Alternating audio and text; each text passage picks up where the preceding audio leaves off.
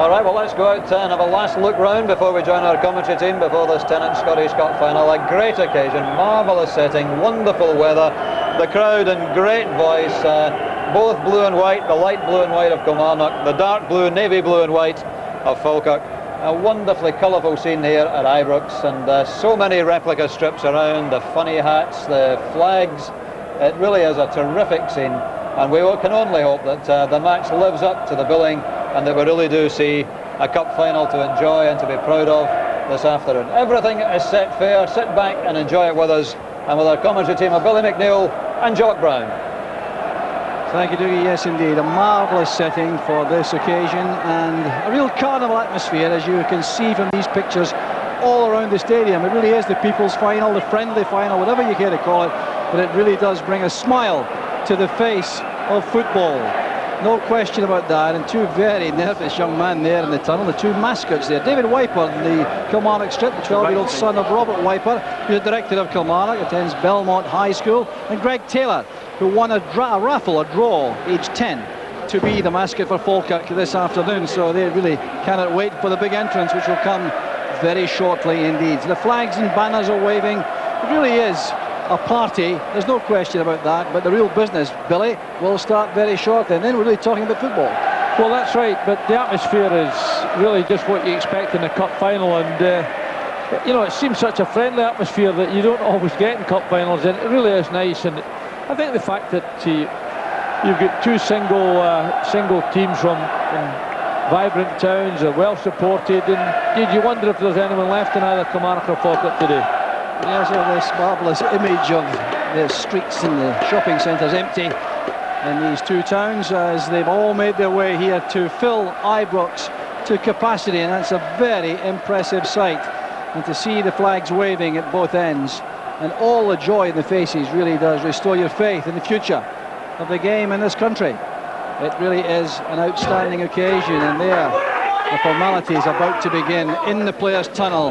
The nerves jangling among these players, no question about that. You see the different kind of expressions, the different kind of approaches the players have for the match. Ray Montgomery there leading out Kilmarnock, surely never again to play in a Scottish Cup final. He's 36 years old now. He's been a real credit to all his clubs in his career, and he's been 9 years with Kilmarnock, and what a moment this is for him. Drago Jelekovic has played in a cup final in Yugoslavia, the goalkeeper. So the fanfare greeting the two teams as they emerge from the tunnel, led by the referee Hugh Dallas. Alec Taunton and the Falkirk Tartan. And just listen to the reception.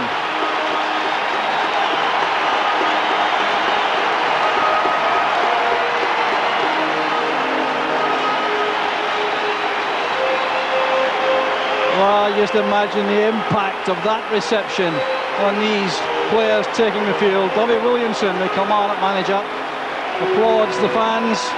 6 months into management, and he's in the Scottish Cup final.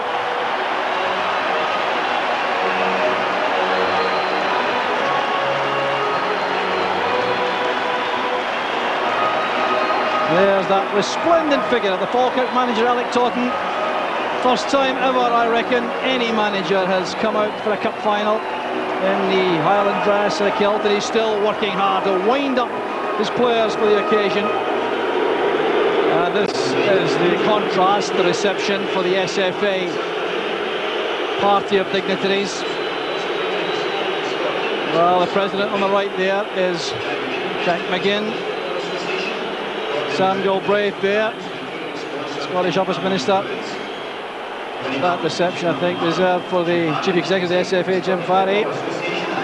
Ronnie Hamilton is the chairman of Kilmarnock, introducing the party to the players. And without question, the part of the occasion the players perhaps dislike most.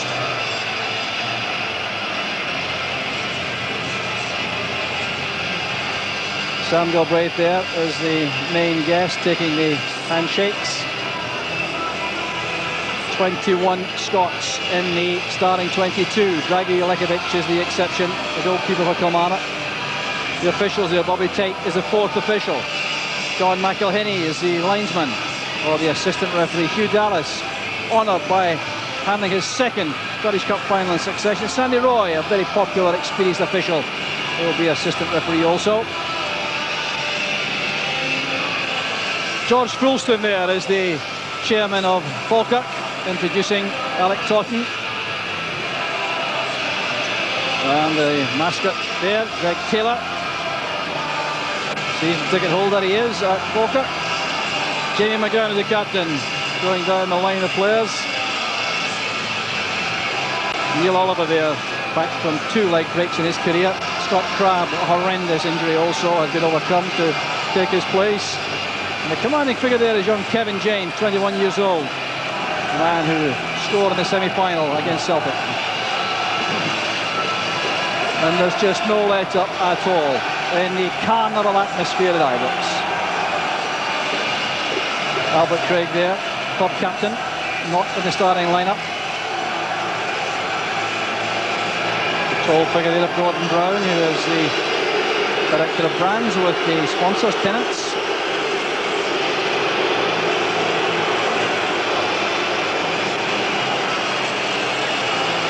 So the red carpets can now be unravelled as the players now break to their supporters at each end of the field. So confirmation coming up now of the 2 lineups.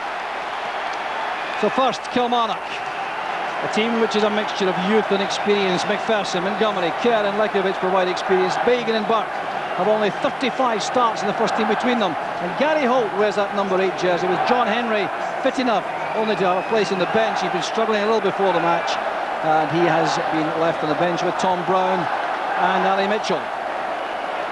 Now this is how Kilmarnock are likely to line up, with the width provided by Bagan and Burke, Riley and Holt in the engine room, and that very interesting role for Paul Wright just off Jim McIntyre, in a role very difficult to mark. So Paul Wright plays in his first cup final at the age of 29, and he is the top scorer for Kilmarnock. He's had a career which has taken him from Aberdeen to Queen's Park Rangers to Hibs to St Johnstone and to Kilmarnock. And Jim McIntyre celebrates his 25th birthday this afternoon, the man who played for about 9 minutes in the cup final 2 years ago for Airdrie against Celtic, a match in which he picked up a loser's medal. He doesn't want to repeat that experience this afternoon. Falkirk 2, a very impressive mix of youth and experience. Neil Oliver, Andy Gray, McAllister and Crabb provide experience, and the youth provided by Andy Seaton and Kevin James, both members of the Scotland under-21 squad. And the likely formation there, 3 up is the normal formation for Alec Totten's teams. McAllister and McGrillen with Crabb through the middle, and the 3-man central defence there with Kevin James and Andy Gray, protected by Neil Oliver. Kevin James has become something of a household name in a very short period of time. He scored that towering header against Celtic to equalise in the first semi-final, and since then his career really has caught the attention of so many people north and south of the border. 6 foot 7 inches tall. Paul McGrillen experienced the build-up with Motherwell in 1991 without taking part in the match, and he scored the winner in the replay against Celtic, and then took a very heavy injury which made him a doubt for a wee spell about being fit for this match. But he's there, wearing a number 11, following his pottage, his man he admired most in the game, who was Davy Cooper, from whom he learnt so much at Fir Park. And a very great honour given to the referee Hugh Dallas. He is refereeing the Tennant Scottish Cup final for the 2nd year in a row. The 39-year-old company director is doing that for the first time since Brian McGinley 19 years ago.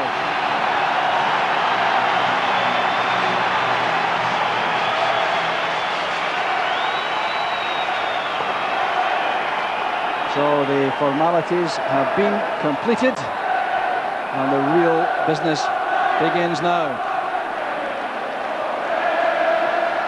The setting couldn't be better. The playing surface is absolutely immaculate, and a real boon for those who believe in summer football.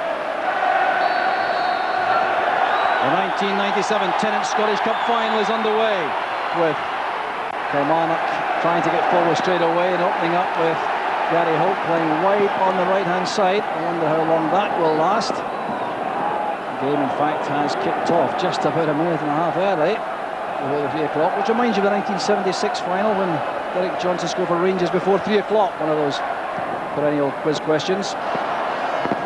So an easy little catch there for Craig Nelson in goal, and the ball goes behind harmlessly for the goal kick.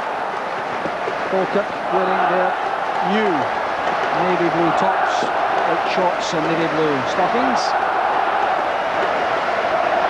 Back to their traditional garb for the final. Hagan did well in the air. Good first touch there by McGrillen, who was fouled instantly by Gary Holt. And immediately Kevin James goes sprinting forward from the back for Falkirk as Andy Gray comes to take the free kick. So it'll be interesting to see the impact of James in these set pieces. That's surely much too close to Gagi Jelekovic, and it is. So a wasted run there for the young Falkirk defender, Kevin James. It really is a waste of a free kick, especially when you've got the height of Kevin James in that box, and it makes it an easy catch for the goalkeeper, settles him down. McIntyre's head flick. McGowan's first involvement, the Falkirk captain. This is Gray.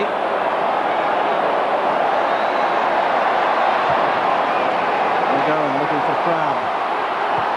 The marker there is Ray Montgomery. Well, Jelekovic was threatened there by the chase made by Scott Crabbe, so he launched the ball into the stand. So Andy Gray at the heart of all these set pieces now for Falkirk. Tottenham and Queen's Park Rangers, a Crystal Palace player, and one England cap to his name. Huge long throw there, aimed for James. The snap shot attempted by McKenzie. But even if Kevin James doesn't get to the ball, he does put defenders under such pressure, Billy. Yes, and it's an incredible length of a throw there. And it does, he's got this uncertainty. Someone that height is always going to cause a problem in the opposing box. And obviously he's going to venture into that area as often as he can.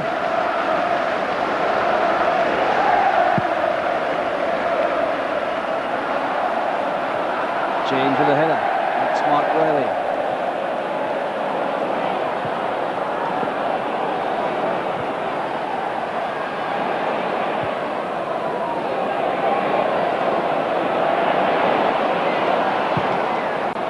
No one through the middle there for Falkirk. Crabbe had gone to the right. Here's Paul Wright, and that blocked off roll from the Kilmarnock attack. Superb pass, the flag has gone up. It appeared to be somewhat late, and well, from this angle, questionable. It looked to be an excellent pass from Wright.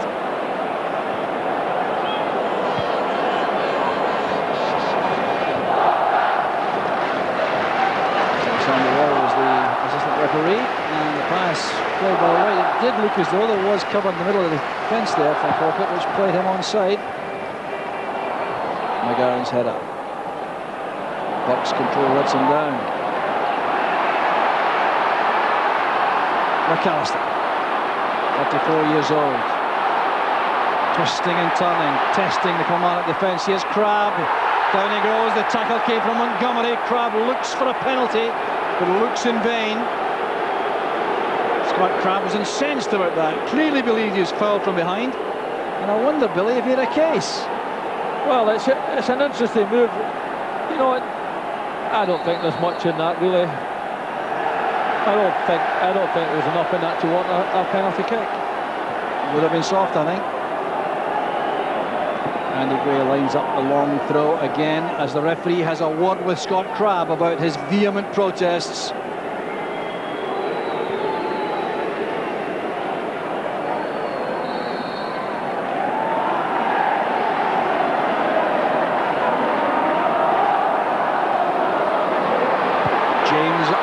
Unable to be matched for that high ball. Too far out perhaps a direct header and goal, but he really is a threat. Good defending from Kilmarnock though, Jock, here. You know, you see them immediately, they see James onto it, they're out, and they leave McGrillen in there in an offside position, but an obvious threat, isn't he? Good leap by McIntyre against James there. Strong challenge by McGowan.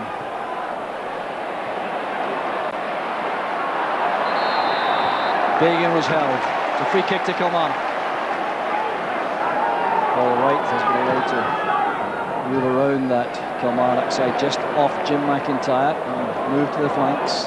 Very difficult to mark and pick up. Falkirk not going man for man on him. Prepared to depend on a good positional sense. Pass him on.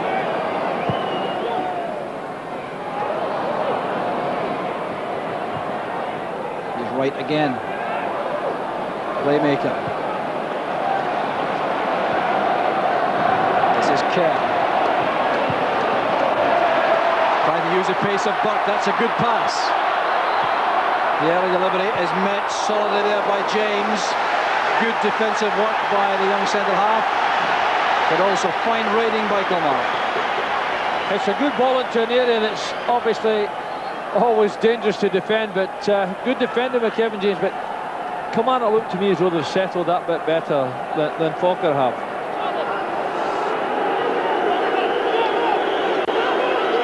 So a set piece here, Bobby Williamson, entitled to be satisfied, I think, with the way his team has started the match. It's good work by Seaton. Wasn't deceived there by the trickery of Bagan. First touch from McAllister was good. Good interception by McGowan.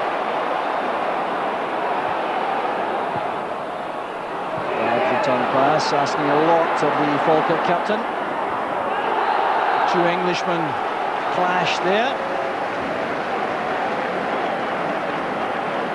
Ian McGowan was a volleyball international for England in his youth. Really, I think this is amply provided. He's got it well covered. Nothing's going to happen there. But the interesting thing, Paul Wright's position is troubling Falkirk already. He's stepping back up. He's stepping back in that midfielder, picking up the balls and really orchestrating the play from there. Good dummy by Wright, but no one able to take advantage. Strong challenge made by Holt. His strength in midfield could be vital for Kilmarnock. This is Hagan, full of running power. Going too nimble on the left-hand side.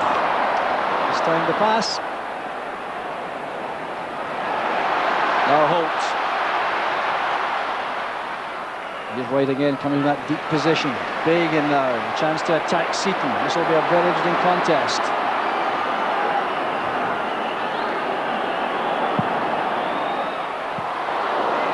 Calmly away by Oliver. Good movement there from McIntyre. And Neil Oliver showing his experience. They're not diving into a tackle on McIntyre, which could have resulted in a penalty. Alec Todd's not a happy man though. He's out gesticulating to his players. Good running off the ball by McIntyre. Gets himself into a good position. Doesn't quite get hold of that ball into the middle. Now a good pass in the middle there could have caused all sorts of problems.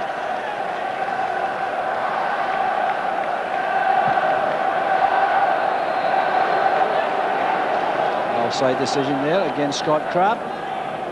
Scott Crabb and Paul Wright were the Scotland 19 strikers in Chile 10 years ago together. Looked to be Scotland players of the future. This is Nelson with a catch.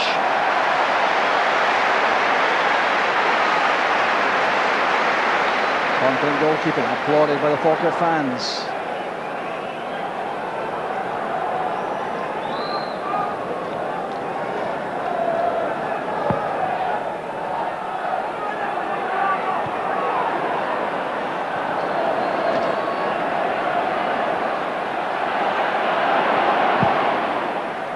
Kevin James picked out a decent pass there to McKenzie.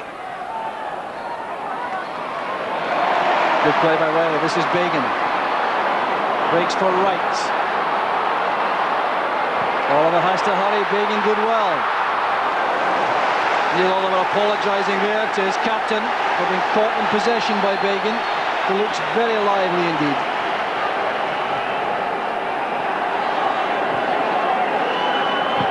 Kerr's cross. Met by Oliver.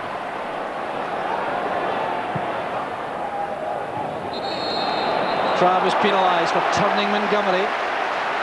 Well, he's not having the happiest of relationships with the referee, Scott Crabb.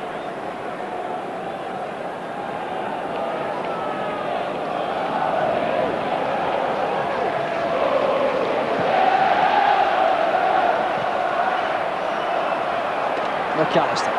Gray breaks to the back for just about the first time in open play. This is Crabb. Bundled over there by Holt. And Holt's strength in that command at midfield, important. Yeah, there wasn't an awful lot in the tussle, but probably the referee's right. A little shove there, but not an awful lot. But competitive area, obviously.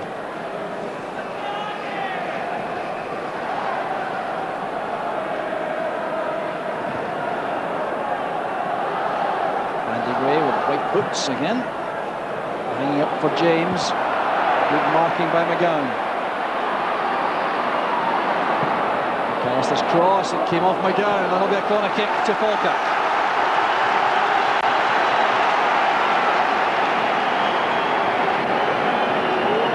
McAllister does well here. He keeps the ball there, plays the ball. It's a dangerous area. And you see the problem that Commander got clearing the ball. Obviously, Falkirk got that height advantage.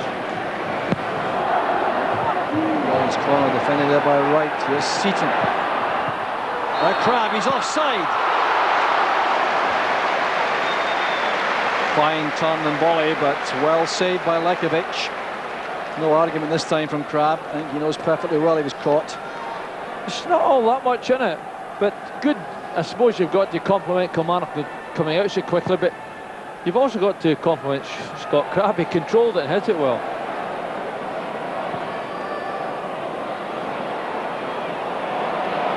Good work there by Hagan and by McGrillen.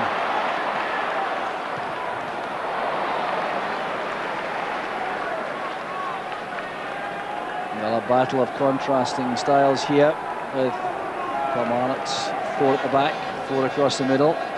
Jim McIntyre is spearhead, Paul Wright floating in behind him. Falkirk looking to get their wing backs forward, McGowan and Seaton. They found that very difficult so far, of course, against wingers like Bagan and Buck. That won't be easy, Billy. No, they're always going to be committed, and those two have certainly started impressively. They're not worried. You might have worried before the game about youngsters having pre-match nerves, but these two don't seem to be upset at all. An uncompromising clash there between Montgomery and Seaton. And referee Dallas will have words with the Kilmarnock captain. Well, a totally uncompromising player. Certainly was a bit late with the challenge. So word in the ear suffices. The importance of the occasion not lost in Ray Montgomery, I'm sure.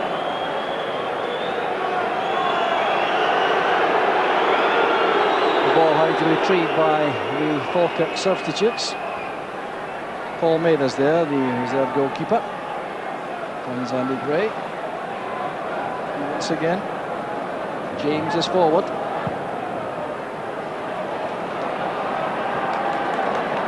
Well, down reaches Mackenzie. The studs were shown in the challenge by Mackenzie. Dangerous play indicated by the referee.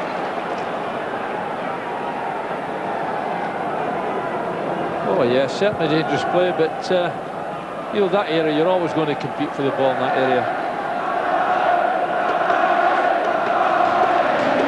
So Lekovic with the free kick. Raided well against McIntyre. McGowan was gripped. McAllister.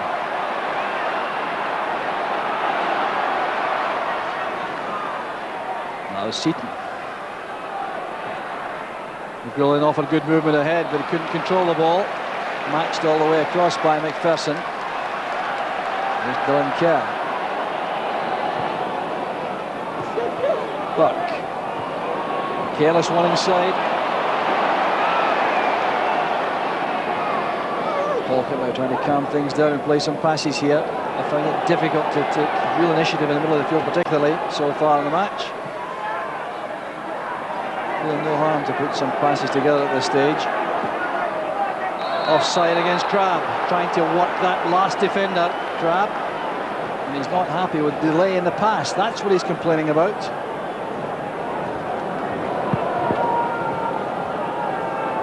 Talking to with his encouragement for his men.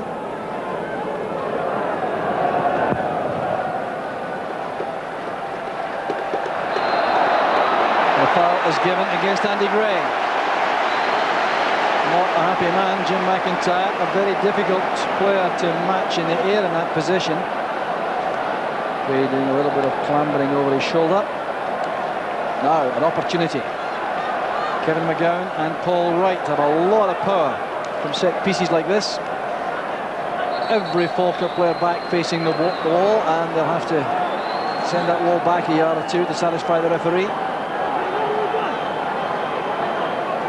This is a chance without question. I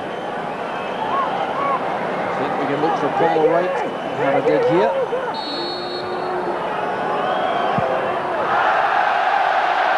Oh, disappointment for Wright.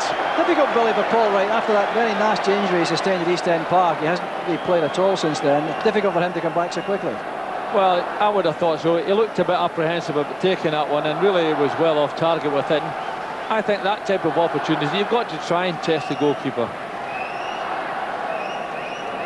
Regular Falkirk ploy that from the goal kick to find David Hagan on the left touchline.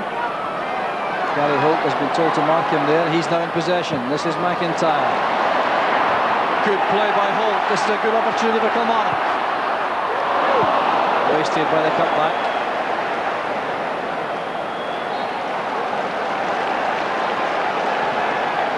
Gary Holt doing some impressive work there on the right-hand side for Kilmarnock. Strong challenge by Oliver. At the expense of another corner kick.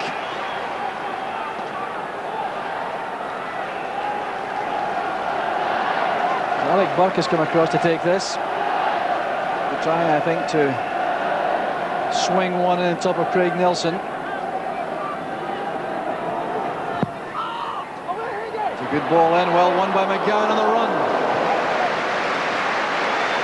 Good attacking of the ball, that, Billy, by Kevin McGowan. It's a good ball into the middle, but really you would really think that someone of Kevin James's stature should be getting that type of thing in. You know, his height's an obvious threat in the opposing box, but really in that area there, he's got to be more assertive and more commanding, I would have thought.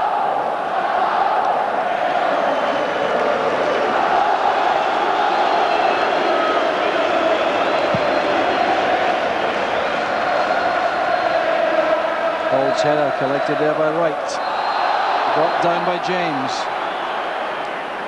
Free kick quickly taken there by McPherson while Wright was still on the ground. Bagan. O'Reilly.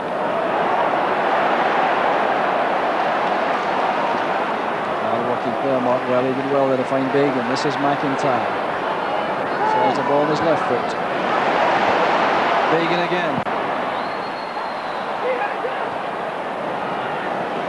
Header collected here by McAllister. McAllister against Kerr. Kerr wins the challenge. Dylan Kerr played for Leeds United in his debut. He played against Chelsea, and his direct opponent was Kevin McAllister. Leeds won 1-0 on that occasion. Kerr will be hoping for another success of that kind.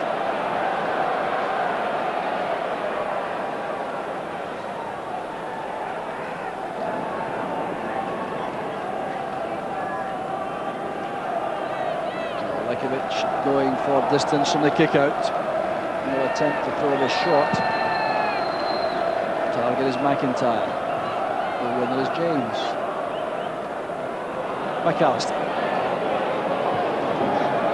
Good hustling on midfield by Kilmarnock. Riley and Holt working very hard in that area.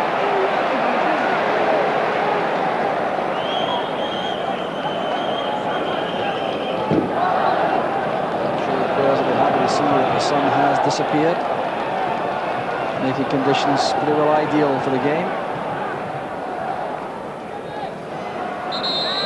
Once again, Gray is penalised and he'll be spoken to for persistent fouling.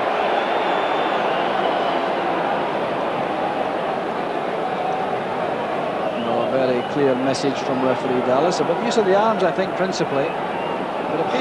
He's getting too close to his opponent, and he's really holding on to him, pulling away from the ball. Really, that area well away from the goals. You don't need to get as tight as that on your opponent.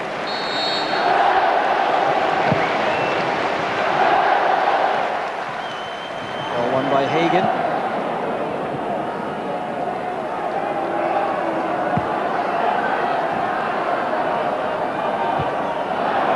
2-1 by James, but once again could do nothing other than concede the corner.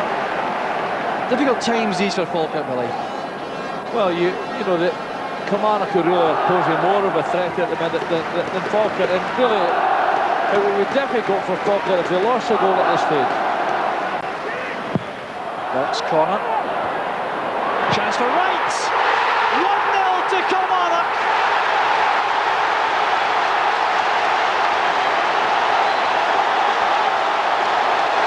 Jubilation in one half of the stadium and in the Kilmarnock dugout.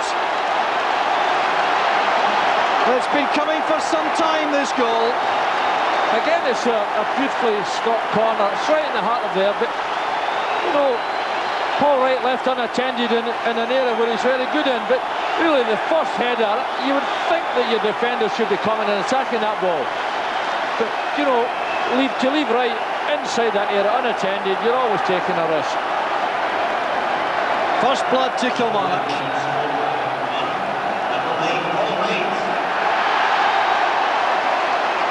Well, it was thought there might be some goals in this match, but the vital opener has been scored by Kilmarnock, and certainly in keeping with the run of play so far.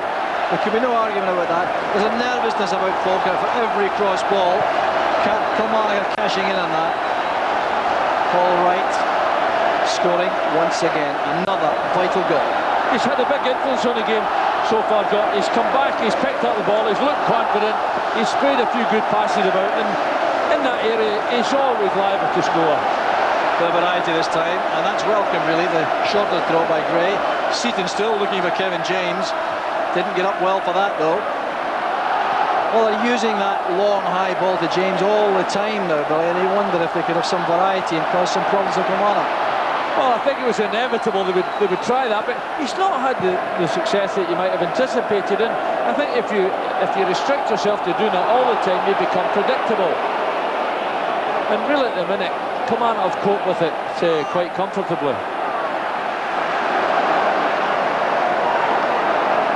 So throw to Falkirk. Well, Alec Torton, I think you see all the signs developing in the opening 20 minutes. He is really going gently off his head down there as he saw his team losing the initiative and Kilmarnock taking a grip. That grip has now been translated into the opening goal.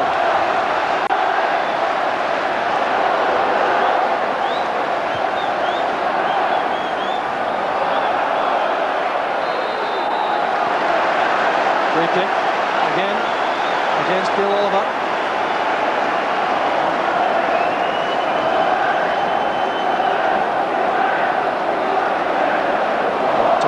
At the moment, that's about the first time in the match, I think. Well, I think he realises his team hasn't settled, Jock, and he'll probably a bit worried about them losing another goal at this stage, because Kilmarnock really are full of the joys of a cup final at the minute. McGowan's free kick, nicked by James and Mackenzie.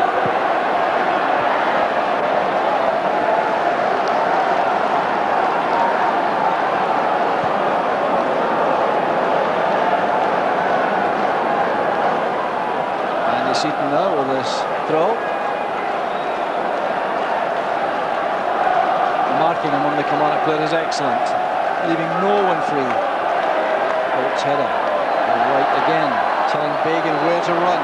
Then picks out McIntyre. Bagan picks it up now. Great play by Kilmarnock. Calmly defended by Andy Gray. Lucky perhaps it's only a throw. Fine play though, triangular play here by Kilmarnock. It's again orchestrated by Paul Wright, and really Falkirk are going to have to detail somebody to pick him up, because he's going to cause them all sorts of problems. So a goal kick it is now to Falkirk. Very interesting actually that there'd been a decision about Paul Wright, Billy, not to man mark him. Well, I think they're going to regret that, because he's the biggest influence in the game.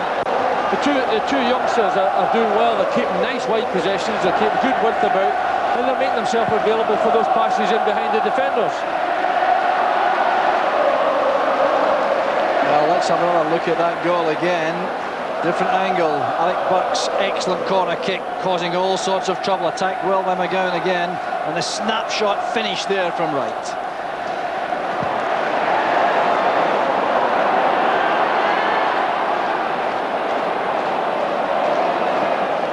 McGowan and Seaton have been called back, the wing backs, which means they really have had to play 5 at the back right from the start of the match, which means the huge burden on McKenzie and Hagan in midfield. Well, I think one of the central defenders has got no option but to step forward into midfield and to pick up Paul Wright, because that's where the danger is coming from.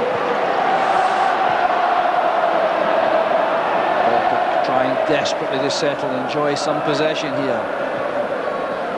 Coming into the match, of course, as underdogs. Perhaps that wasn't quite so obviously presented because of the victory against Celtic in the semi-final. But it is First Division against Premier Division, and so far it's showing. McIntyre. Buck has remained onside. Intelligent play by the youngster.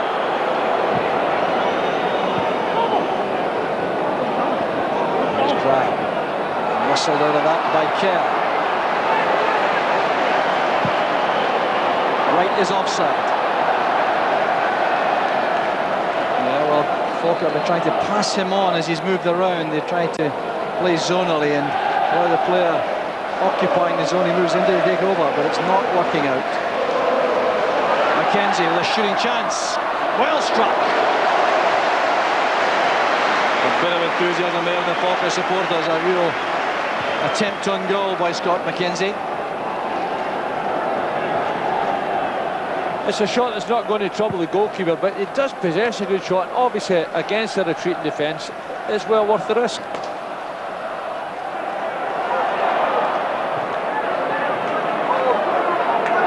Well screened by McIntyre.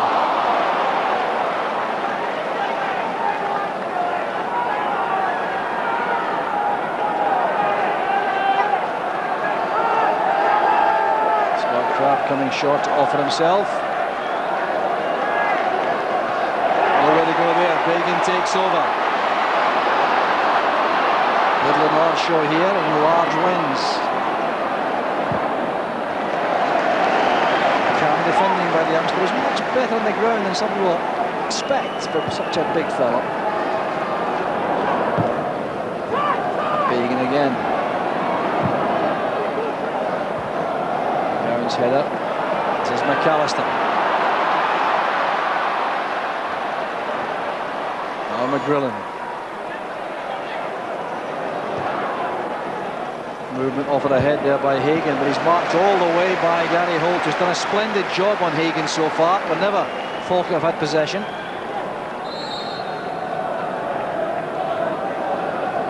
Interesting to see. Can't really have matched the running power of Hagan with the running power of Holt. That's good tactical management. He's had his... Bobby Williamson's obviously prepared his team well for the cup final. But this is an obvious threat. This is where they've got to be determined not to lose anything. Gray's long throw. James with a head flick on. Now back to Crab. The block was made by Welly. Counter-attack is on now, led by Buck. Kerr is going sprinting ahead of him. Wants the pass played. This is promising again for Kilmarnock. On the far side is Paul Wright. And Andy Gray got back just in time. Falkirk were exposed again briefly.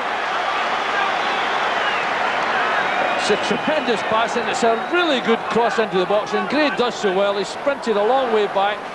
Had he not got to that ball, they were in real difficulty.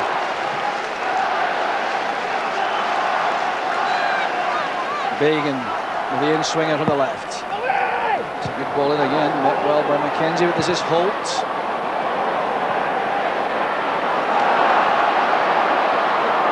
These two will know each other very well after this final, Holt and Hagan. Kilmarnock have the throw, the pressure remains on Falkirk.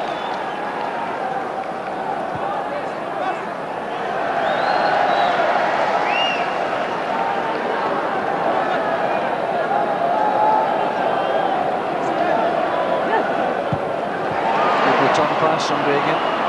Fine play by McPherson. Well, Gus McPherson angry, didn't have a runner on the near post. He certainly made the position to expect that kind of target. He pushes so well into it here, takes the ball very confident. Good ball into the middle as well.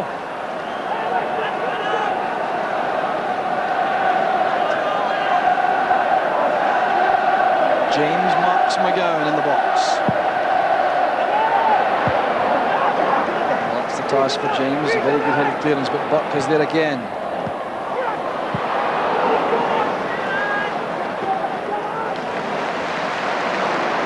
Retaining possession, winning so many of the loose balls now. That's Bagan. If he can reach this before James, which he can't. This appears now to be a crucial phase in the play. If Kilmarnock could get a second, they surely be very hard to catch. Falkirk digging in hard defensively. Buck holding up McGrillen. Craig Nelson, I think, left that in the end deliberately, was thinking about making a catch. But his angle's right. It's a good run and it's well worth the shot, isn't it? But the goalkeeper's got it well covered, knows exactly what he was doing there. But nice run, nice confidence about them, and it's refreshing to see a youngster prepared to go and attack defenders.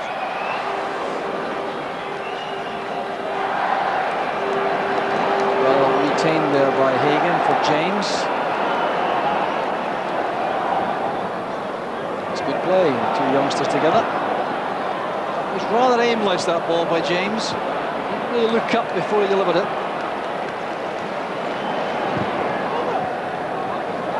Oh, it's great play by Buck.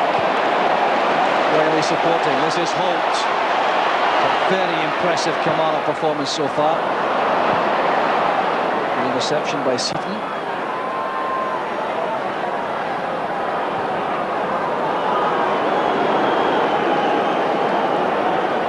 The thing is that Craig Nelson really hasn't had a real shot to save despite Kilmarnock's dominance.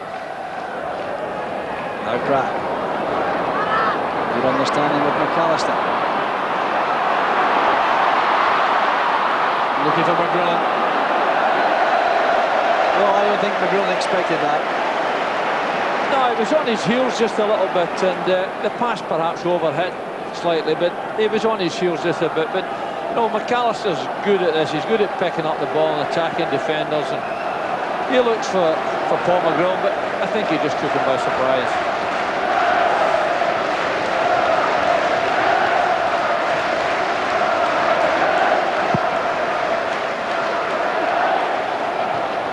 Powerful challenge by Hagan in midfield. Perfectly fair one. That wasn't so fair though. A barge into the back of Bagan by Seaton.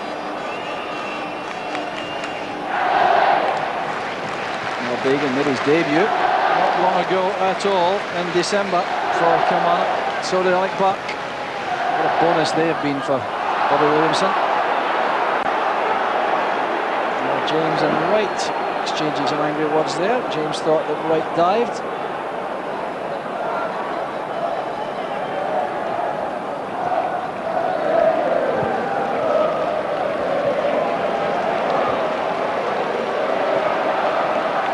Again, the loose ball collected by a man in blue and white stripes.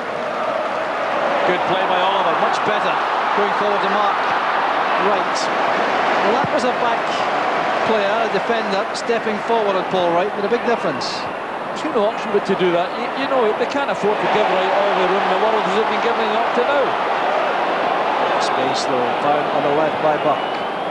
Good support from Kerr.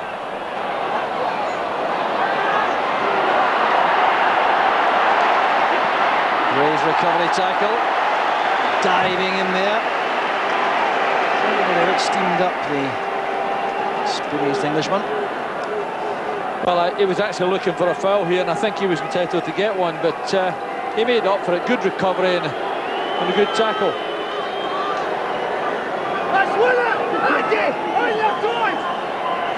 Then swing it again. Craig Nelson bolted his way out there. He did well, did his fist to that. Another good ball in. McIntyre is up. Turned away by James. Kevin McGowan driving that across the face of goal. Falkirk reeling. It's another good chance, and really Falkirk having a lot of difficulty coping with these crosses, and No, James does well there, doesn't take any chances, gets it behind the goal, but they've had difficulty defending those balls into the middle. Watch too the difficulties presented for Craig Nelson on the line. He doesn't have any chance really to come out in that 6-yard box. There he goes again, go back in the hand to the ball. 2 attempts on goal, one by Holt, one by Kerr. The result is another corner kick. Very difficult cross balls for the keeper. That was it. I think he should have done a bit better than he did there, but they're having difficulty, no doubt with that. Here's Paul Wright again. Didn't fall kindly for him that time. Kenzie's headed out, time over Riley. Wright again. Better play from defence by Falkirk. Cran now has McAllister on the right. Hagan goes sprinting past him. This is Hagan. Good delivery, McGrillen! Superb play by Falkirk. The hero in the semi-final replay, McGrillen holds his head. It was magnificent play by Hagan. It was a great ball into the middle by Hagan, but you know, I think Paul McGrillen really should be hitting the target from there. He was disappointed at that, but that was a real golden chance. But look at the quality of the ball into the middle. Eliminates all the defenders. Goalkeeper's got no chance. Really should be hitting the target from there. Well, let's see if that has the effect of lifting Falkirk. Good play all the way from the back that was. That would give him some encouragement, surely. McAllister diving into that tackle, getting a little bit heated. McAllister put a key role on that leave also, linking with Hagan.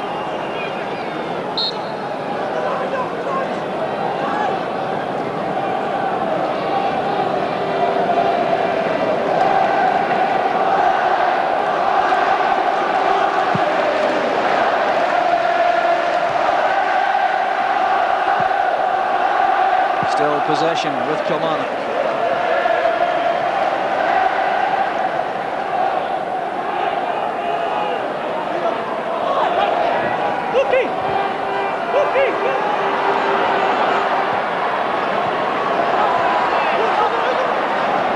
McAllister again unable to get forward on that far side for Falkirk, so Kilmarnock again have a chance to build through the middle of the field. Here's Paul Wright again. Ball's too long in the air, surely for Bagan. Got kindly off the head of Seaton.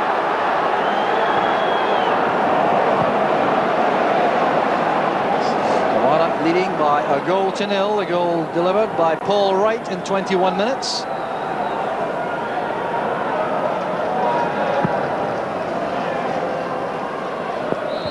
Crab backing in, penalised by the referee.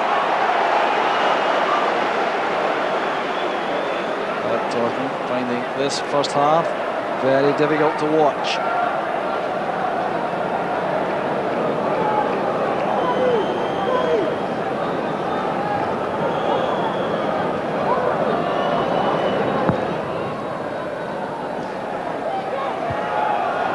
Seaton standing up well, the challenge of Holt. Crab on his own, trying to pressurise McGowan. Taking some time. Played for Red Star Belgrade against Partizan Belgrade in the Yugoslavian Cup final. Finished on the losing side.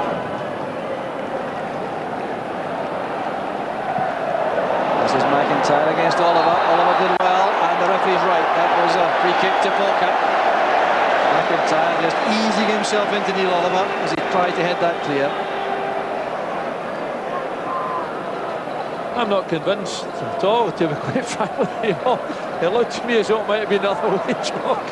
But let's give it to the referee. Well, we'll agree to differ. That was right. There's James. Difficult pass to deliver that. The gap was closing rapidly. McAllister showing us up well there, coming off Kerr.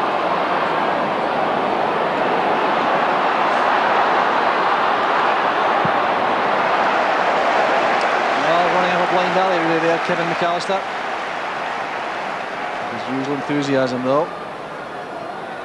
I think that's important just now for Falkirk. You know, they've got to have that enthusiasm. They've been, to me, they look sort of muted. But, you know, if McAllister can get a run or two like that, it'll inspire a little bit of confidence. Seaton.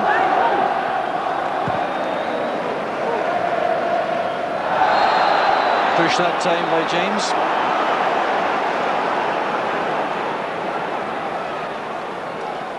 So 5 minutes remaining in the first half. And I wonder how Todd feels down there, whether he'll be quite content to go in just one down and try and reorganise, or is he still looking for some miracle before half-time? I think he'll be hoping for a miracle before half-time, but I think he knows he's got a lot of work to do in the dressing room at half-time. He's got to lift his team. They've come here and they look as though they've frozen a little bit. Goal kick is given.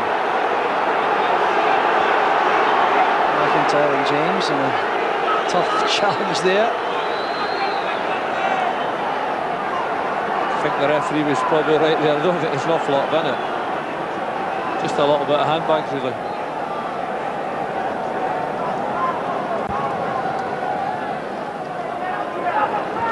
Foul by McGowan.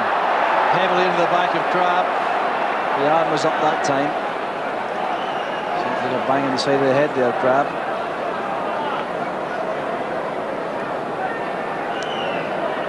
He's not had a lot of service, really, has he? You know, I think that's down to the fact that Kilmarnock have really controlled the midfield and they'll be nice and sharp into that midfield area. But they're clearly a foul, there's no doubt whatsoever about that.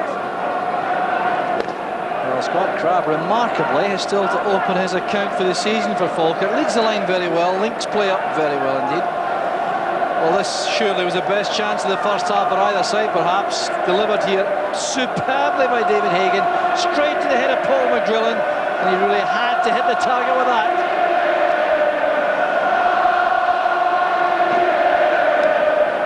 Golden opportunity, wasn't it, really? What a difference it might have made to the whole run of the game too. Kilmarnock having dominated so much, might have found themselves all square suddenly and wonder how it happened. Reaches Hagan.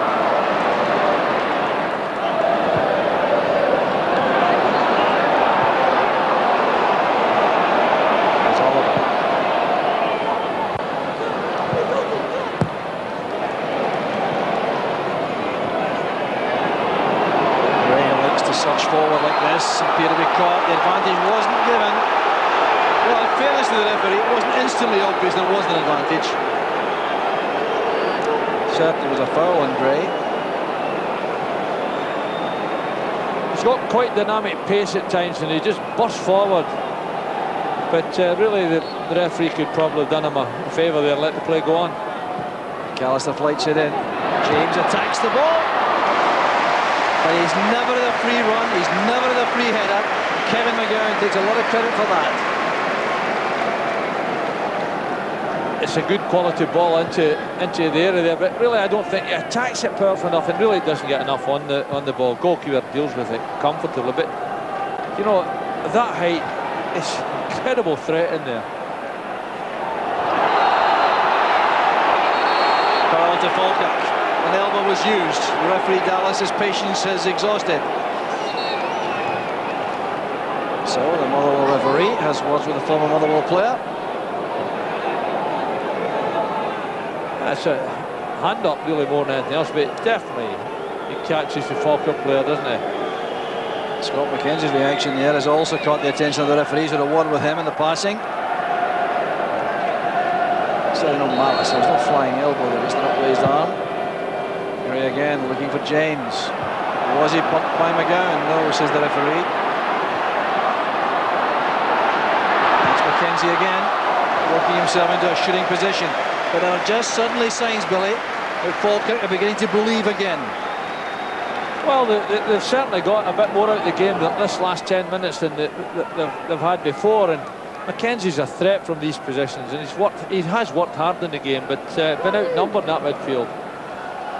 But gets himself in a good position and he's prepared to take a shot. There's always a chance that one will come off.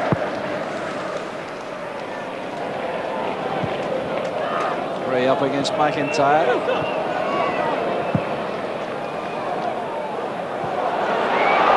Misunderstanding there out the back. James takes charge eventually. Discussion there with Jamie McGowan as captain. Well, you have the feeling there's a lot more to happen in this final. Certainly all seem to be running Kilmarnock's way in the opening half hour, but Falkirk are digging in now. And we have had some signs in the last 10 minutes or so that Falkirk believe they have a chance of turning around this Tennent Scottish Cup final, but the only goal of the opening half was scored by Paul Wright. Typical opportunist effort in 21 minutes, and at that stage, Billy, no more than Kilmarnock deserved. No, I think Kilmarnock have come in at half-time justifiably in front. They'll be disappointed they might not have they hadn't extended that lead, but Falkirk certainly showed and gave an indication and had signs that they were coming back and started to believe in themselves again. And I think obviously Alec Trott will have to work very hard at half-time, get his pass, and I think he'll alter the setup, and he'll be looking for somebody to accommodate the space that Paul Wright's been given. So Kilmarnock dominating for a long spell, but could have been caught out with the best chance of the first half, which fell to Paul McGrillen. But there's the story at half-time at Ibrox, the Tennent Scottish Cup final. It's Kilmarnock 1, Falkirk 0. And a very entertaining first 45 minutes. I certainly thought plenty of incident anyway, just the one goal by Paul Wright. Eamon, what did you think? Well, Falkirk haven't started well, have they? I mean, they've really struggled to cope with Paul Wright, who's playing in a kind of off-the-front role, and you felt that they really had to adjust to that. I think it's crying out for Falkirk to go to a back four, but unfortunately they've not really got the personnel to do that. And I suspect at half-time that they will change. Because no one's picking up Paul Wright, and that's causing the problems, isn't it? They're not going into midfield with him because the three centre-halves are not really comfortable going in there. And Kilmarnock have won the tactical battle without any shadow of a doubt. Falkirk perhaps frozen a little bit. They've not really came into the game until the last 15-20 minutes when Paul McGrillen had a great chance, but Kilmarnock are worth their win at the moment. Yeah. Are you impressed with Kilmarnock, Ali? Yeah, I think they've definitely shaded the first half. I think they've played it very, very well. Bobby's tactics have been outstanding, playing Bagan and Burke in wide positions, McIntyre through the middle, Paul Wright in that holding role. Doesn't, as Eamon said, none of the centre-backs want to get in there into unknown territory. They've looked at the best side in the first half. I've been impressed with Burke. I thought he started very well, has some great quality and wonderful quality from his corners. Yeah, there is a lot of trouble coming down the wings, not just from Bagan and Burke, but Gus McPherson and Dylan Kerr are both getting down as well, aren't they? I think particularly down, Falkirk's left-hand side, that young Andy Seaton's not having the best of games, which is a bit unfortunate for him. That could be possibly one of the changes. He could come off, and they could put Jamie McGowan to left-back and put Neil Oliver, who's naturally right-footed and plays it right-back. They could go to a natural back four that way. Yeah. I suspect that might happen just looking at the personnel that they've got. But yeah, I mean, Kilmarnock have had a lot of corner kicks. They've obviously scored a goal off one of them, but they've had a lot of threat from the wing positions. All right, well, let's take a look at the goal then, which has broken the deadlock in this Tennent Scottish Cup final. Came just about halfway through the first half, in fact. Let's talk through this one, Ali, with again the cross coming in and the problems in that 6-yard box. Yeah, it's a great ball. He whips a lovely ball in. A great nod on. I don't know who gets the nod on. It could have been McGowan. I think McGowan gets the nod on. I think it was McGowan, great touch. And Paul Wright, good Scott Bright boy that is there, turns it over the line. Magic finish from a good striker. And you can see the relief from me Bobby there. But in some ways, as we were saying, I mean, it typified where Falkirk have been having their problems with those cross balls. And it's an old ploy. I mean, a player coming off the back post, really into that space. Ali's done that 100 times before, and it's an amazing number of times the ball does fall into that little hole there. And Andy Gray, really, he's picking him up, but he leaves him. You see Andy Gray in the middle of the bat, and there's Paul Wright, sticks it in the back of the net. It's a very difficult ball to defend against, because it's whipped in with pace, and you just need the slightest of touches on it. And Paul's done exceptionally well. He's found, all he needs half a yard in there, and he's found his half yard and he's stuck it away perfectly. Right, turned and found the corner. Yep. The biggest chance, of course, perhaps, even including the goal, certainly fell to Falkirk late on with that Paul McGrillen miss. And you have to say, just a rank bad header from a terrific cross, Eamon. I mean, it's a fantastic cross with David Hagan. I mean, it's perfect. And here's me Paul McGrillen coming in. The goal's gaping. I think he was obviously aiming for the back post there and has just miscued it a little bit. Very, very disappointed. Yeah. The idea, I suppose, is good. He's trying to head it back across the keeper, isn't he? Yeah, he just gets too much on it. He just got too much on it. But that actually didn't show you how good the move was, because the move actually came from the Falkirk penalty box. They played some great stuff out their own box. McAllister got the ball, played it wide to Hagan, who's sending a wonderful cross, best cross of the match. and of course McGrillen just got too much on it. You see what he tried to do, tried to direct it back to the far stick, but got too much on it. Yeah, Hagan and McKenzie are working hard in midfield for Falkirk, but they're not quite getting enough of the ball to cause problems for Kilmarnock, are they? Well, I said before the game, I think it was, you're taking a chance playing David Hagan in midfield. He's not a natural midfield player. He far prefers to play wide right or wide left or even centre forward. And it's backfired a little bit. I would personally like to see Kevin McAllister play a far wider right role. He's getting frustrated because he's not getting any of the ball. He's coming into the midfield and he's really getting clogged up. I thought before the game, McAllister against Dylan Kerr was a big part of it, and he's not really happened at all. So perhaps he'll change that a little bit as well. Yeah, we've been talking a little bit about Falkirk's problems, but let's not forget that Kilmarnock have dominated, Ali, and Bagan and Burt definitely look the part, don't they? And it's the old story, isn't it? When you've got good wingers that can get to the byline and get crosses. It's brilliant. It's brilliant to watch. I said before the game, they're two of the most exciting prospects in Scotland, and they proved that today. They're very entertaining. They're great to watch. They'll be Kilmarnock favourites. There's no doubt about that. They get the ball at their feet like the old Tanner Bob player. They run directly at you.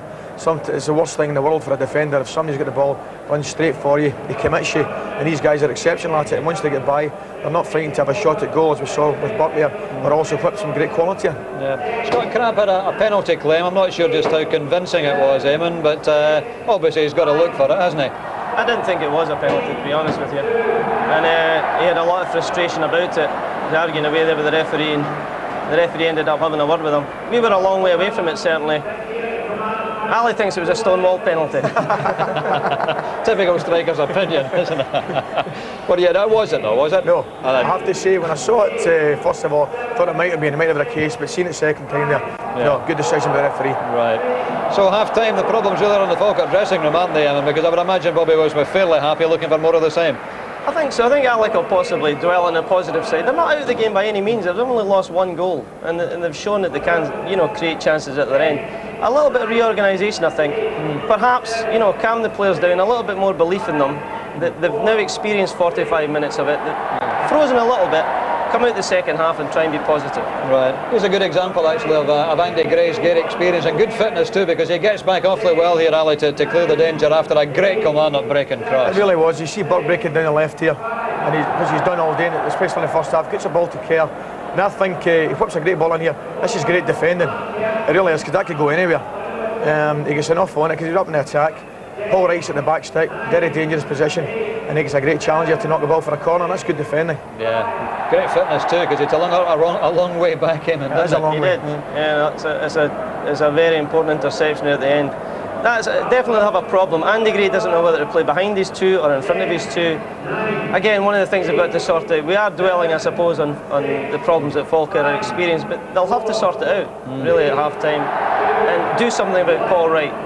Bobby took perhaps a little chance on Paul Wright with his fitness. He's probably never even trained for a fortnight, but it's paid off because he stuck the ball in the back of the net. So they will have to deal with that problem. I think from Bobby's point of view, he's got to be delighted with the first half. It's probably the script's been written for him, and he couldn't have written it any better. The way things went, as I say, Paul Wright's posed him a lot of problems. Defensively, looked very sound.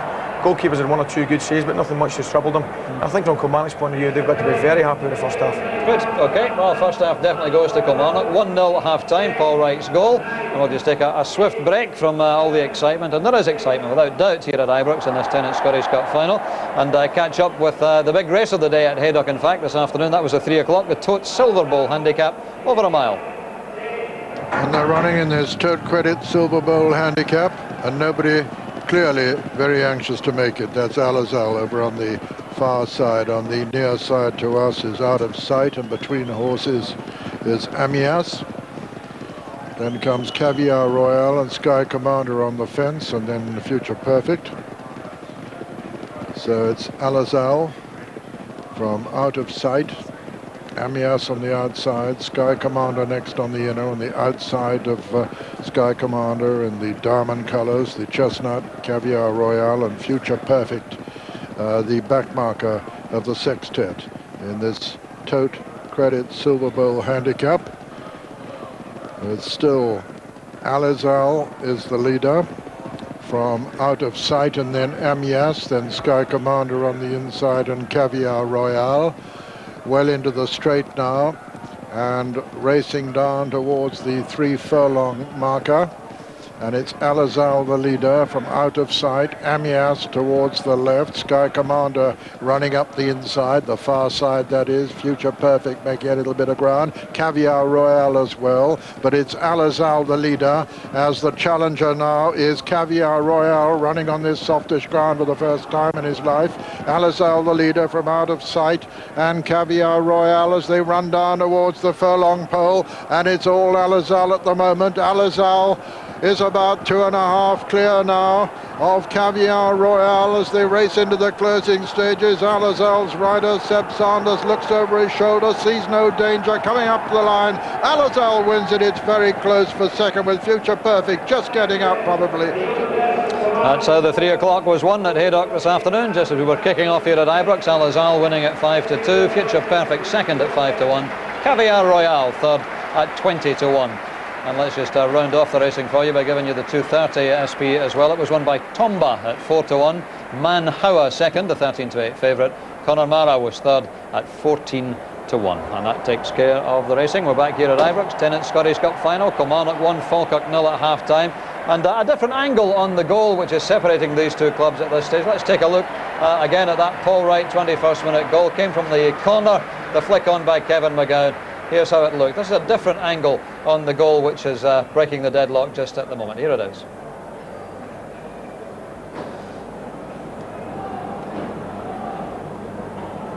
Yeah. Doesn't tell us anything perhaps we didn't see from the other angle, Eamon, but you can see it. Well, perhaps it actually comes off the defender rather than Kevin McGowan, doesn't it? Scott McKenzie, in actual fact, I think, headers it rather than the Kilmarnock. But the quality of the ball in has really made it difficult to defend against, and it's whether it's a Kilmarnock player that flicks it on or a Falkirk player, it's a good ball in, and that was the difference. Interesting angle, yeah. Yeah, it was actually. It did seem to be the defender, wasn't it, that got I think it was, but as Eamon said, if you get a good ball in with a lot of pace and somebody challenging for it, the ball will drop in the box. Yeah. And Paul Wright did tremendously well coming off the post, getting his half yard. But we're seeing the same thing with those long throws of Andy Gray, so it doesn't actually matter if it's an attacker or a defender that gets a touch. It's going to cause problems either way, really, isn't it? Of course, you're just looking for a reaction in the box and something to happen, and somebody to react. With those long throw-ins, he's thrown them from about 30 yards out in the penalty spot. I've never seen anything like it. And people are challenging for it. Like big lad James is winning his fair share, and I just want maybe Scott Crabbe or McGrillen to get round about him and maybe an end or something. Yeah, it really is. It's a terrific attacking tactic, those Andy Gray throws, Eamon, isn't it? I think the problem that Falkirk haven't really had any near the corner flag. That's when they're really dangerous. When you're 10 to the yards out to the corner flag, and it's the angle that it comes in at.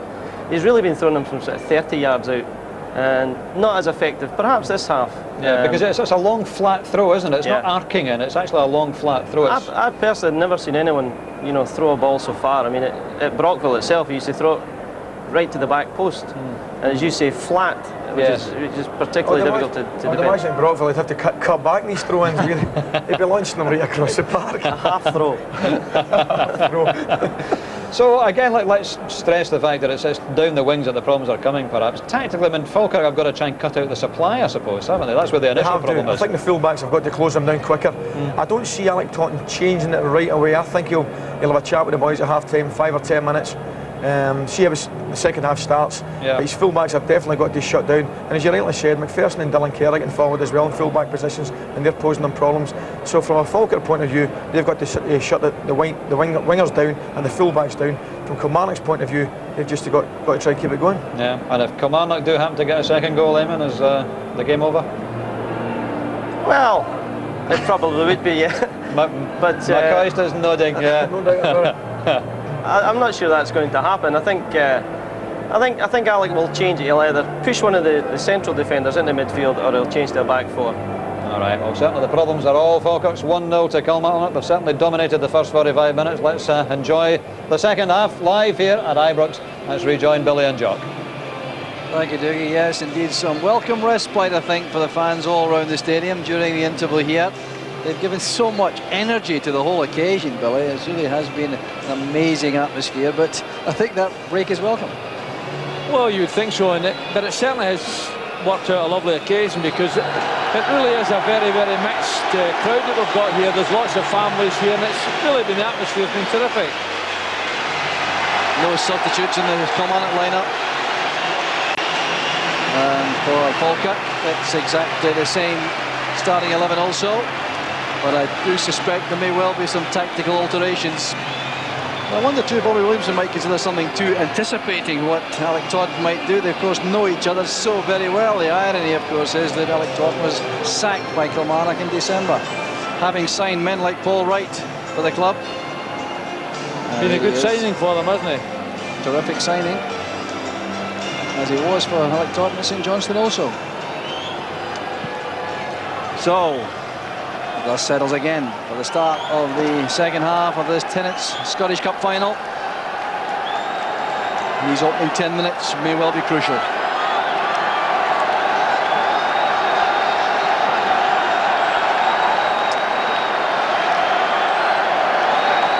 The referee Hugh Dallas has now checked both watches, checked with the assistant referees. And Falkirk get us away for the second half. A long ball again in for Hagan on the left-hand side.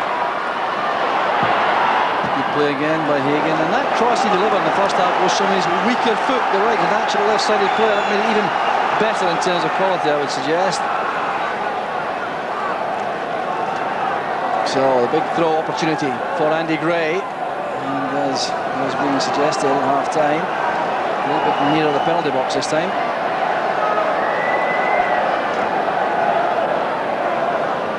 Long and flat towards James, but again the challenge went in from Kevin McGowan. He's coped very well indeed. A substantial height disadvantage.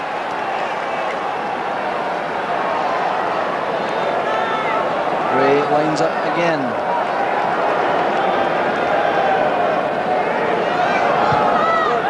Breaks there for McKenzie and to McAllister. Comes off McPherson for the corner. Fast start here by Falkirk. Kevin McAllister does well here because he turns inside the ball, almost gets a shot away, but it's been a good start by Falkirk. Rollins near post ball, met easily there by McPherson. Andy Gray comes across again. Well, he certainly is getting plenty of work to do.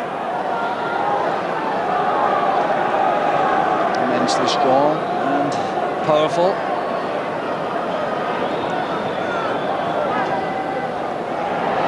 James gets a touch on this time. Here's McGrillen. Turning it back, I think, trying to get that across the face of goal for Scott Crabb. McGrillen couldn't hook it back enough. Andy Gray really gets incredible distance in those throw-ins, and James gets a good touch on, but really you would anticipate one or two Falkirk players attacking that second ball. Certainly early encouragement here for the Falkirk supporters. Crabb against Kerr. Throw to Falkirk.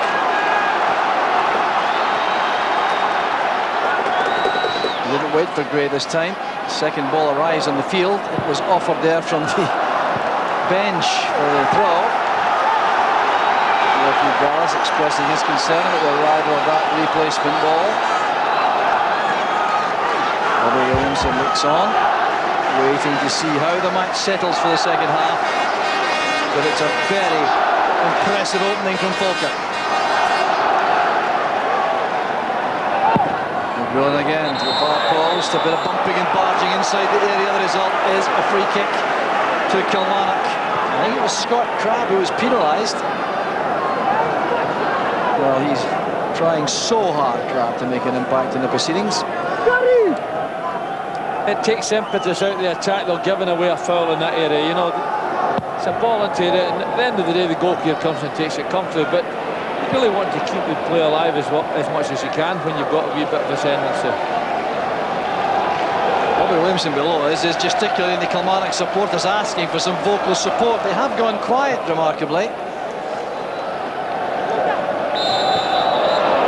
Followed by James.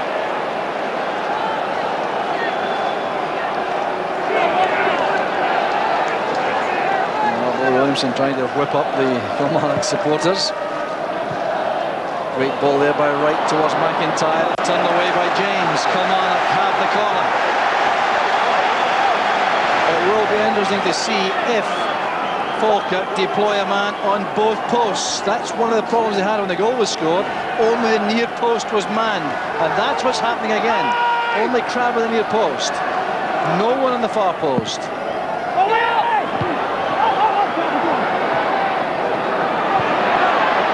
Brave header there inside the area from McIntyre.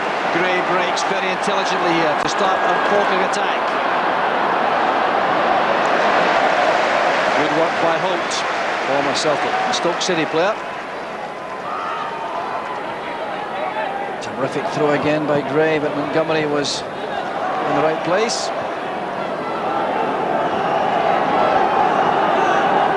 Andy Gray again, being told by Alec Totten to go forward for the throw, and Kevin James is urged to get into that box once again. Can Falkirk make one of these pay?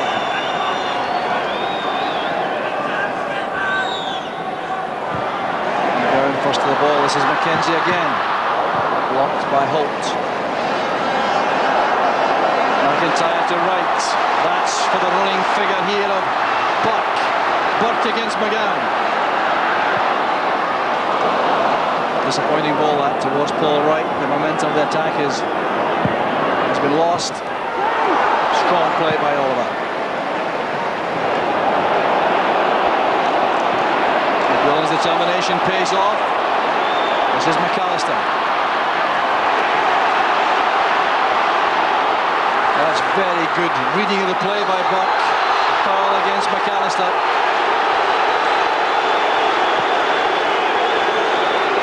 Alec Totten not at all happy with that decision.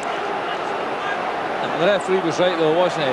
Just a little bit of frustration with Kevin McAllister. Good defending by young Burke. McGowan now to McAllister. The ball's just in play. Bad tackle. Kevin McGowan penalised. Beaten by the speed and skill there of McAllister. Here's McGowan. Crab shows himself, tries to set up Mackenzie. All the noise coming from Falkirk supporters at the moment. They sense the possibility of an equaliser. So does Bobby Williamson.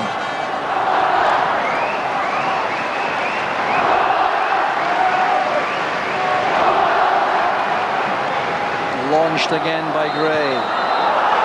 Little nudge there by Kevin James. Protests his innocence. He's certainly getting plenty of buffeting before the ball arrives, it's fair to say.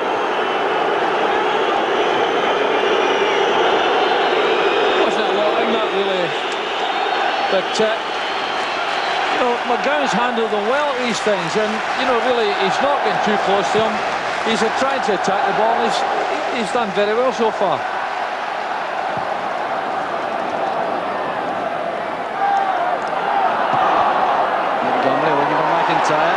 Gray has to use his speed here to get back and match the run.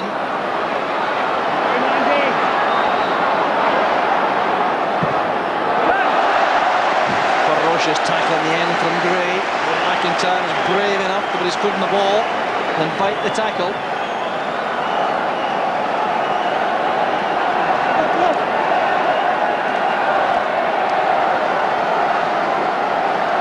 Now Bagan with a corner.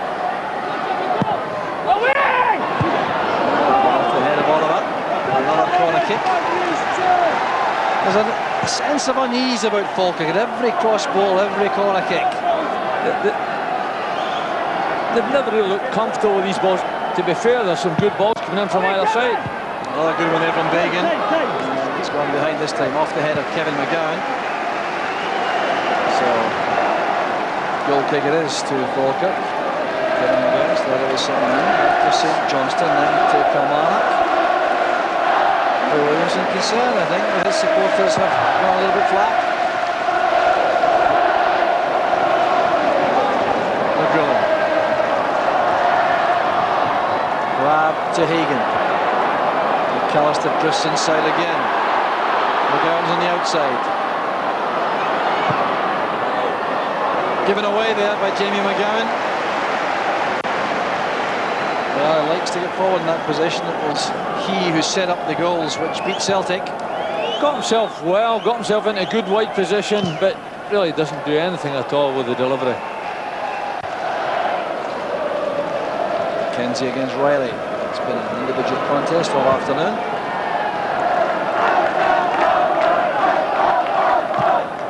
McGowan towards Crabb. Combination of McGowan and Montgomery sorts that out for Kilmarnock.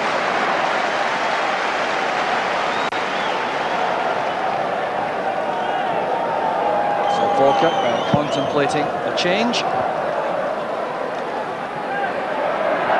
James with a header. Here's Crabb. Showed too much of that to Kevin McGowan. Buck. Now Holt. Sharp challenge there by Seaton on Bagan. An equally sharp challenge by McPherson.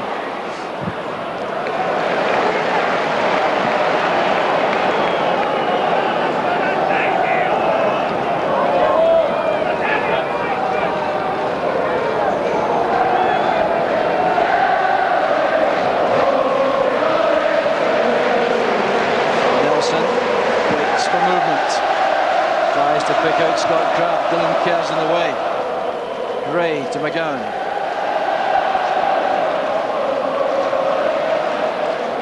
McGowan again. This is Crabb. It's got played for McAllister. Montgomery comes across.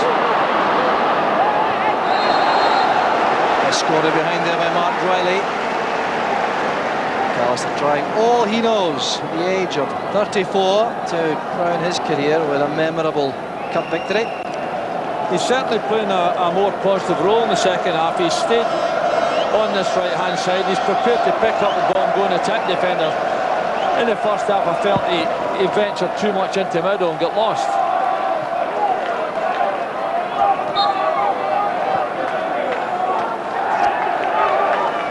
Well, there's no obvious change in the tactical formation there, Billy. It's been really very much as before for both sides, although perhaps a little bit more tight marking to right.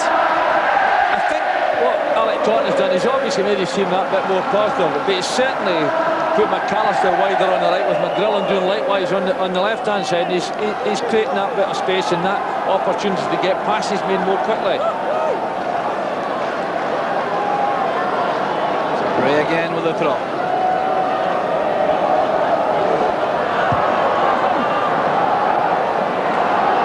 White backing into McGowan, who handled that very well indeed. Oliver's tackle. Certainly being occupied though by Jim McIntyre up front, Oliver.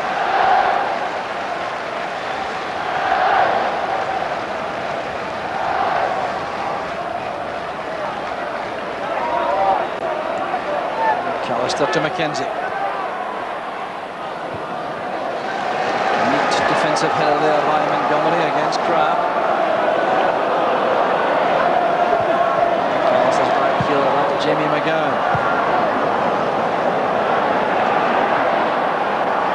Now Seaton. A second chance here to create. He's given that straight to McPherson. But still, Falkirk are pinning Kilmarnock back. But clearly a matter of some concern to the Kilmarnock manager, Bobby Williamson.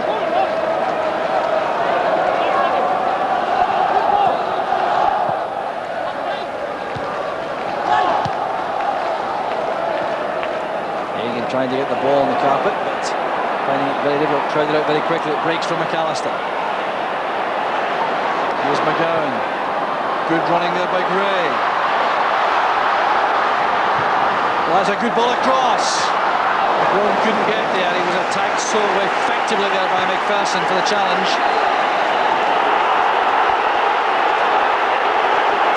Paul McGowan not big enough to win this. It's a great turn by Gray. He really turns, gets a magnificent ball in, and good defending by McPherson because he gets back there, makes sure that McGrillen doesn't get a chance to capitalise on that. But the turn is terrific. He really doesn't have the... He shouldn't have had the space to get the ball in, but he does, but good defending there.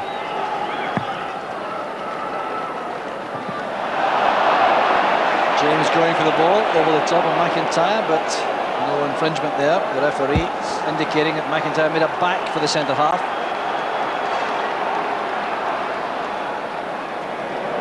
This is Hagan. Gray.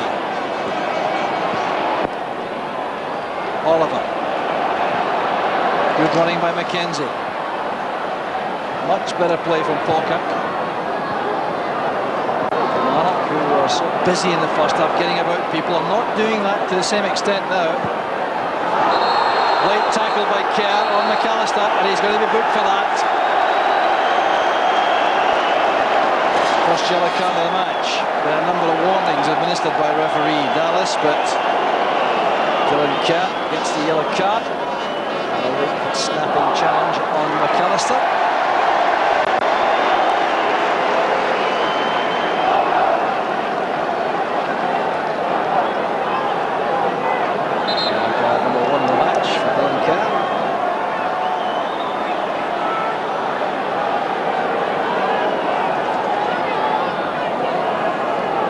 Checks the position for the free kick. It was right on the touchline, in fairness. McGrillen flights it in. Holt's back defending. That's Mackenzie to Gray. McGrillen. This time down by Paul Wright. Andy Gray goes across to administer his own kind of justice. Referee Dallas sprints into the point of danger and administer the yellow card. Good refereeing that by Hugh Dallas. He was very quickly to the point of concern. The forwards tackle, I think we could say, Billy. Well, I don't think any complaints about being booked because he's so late. But here's a forward, and we tend to make excuses, but it's not a nasty challenge. You know, Falkirk have increased the tempo of their game, and really at this stage, you know, Kamara looked that bit uncomfortable. Gray's free kick. It reaches James. Here's Hagan. Shoulder charge there with Holt. Seaton's cross is a good one.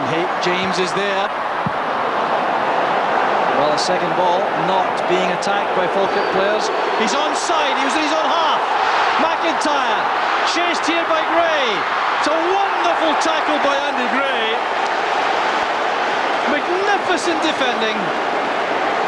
No question of offside, he was inside his own half, although he was ahead of the whole Falkirk team. But it's the pace, you know, it's the pace of Gray getting back here. McIntyre does everything right, he cuts across his path, but still gets the challenge and magnificent defending. What pace he's got when he uses it. Well, if Falkirk come back in this final, that could be deemed to be a match-winning tackle. Free kick to Falkirk, barging in the box. Well, delightful pass again by Paul Wright. But Andy Gray equal to the task. Incredible pace on the recovery.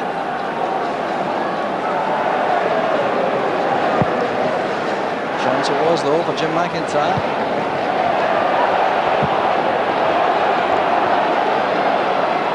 Screen by Crabb from McAllister. McAllister again, he's offside, McGrillen. Very tight decision. He mistimed the run. And Falkirk waiting to make a change. Gerhard Fellner is stripped off for action. Interesting one, but you know, Falkirk really have captured the midfield area just now, but he's offside. There's no doubt whatsoever about that. And it's a pity because it was a good opportunity for Falkirk.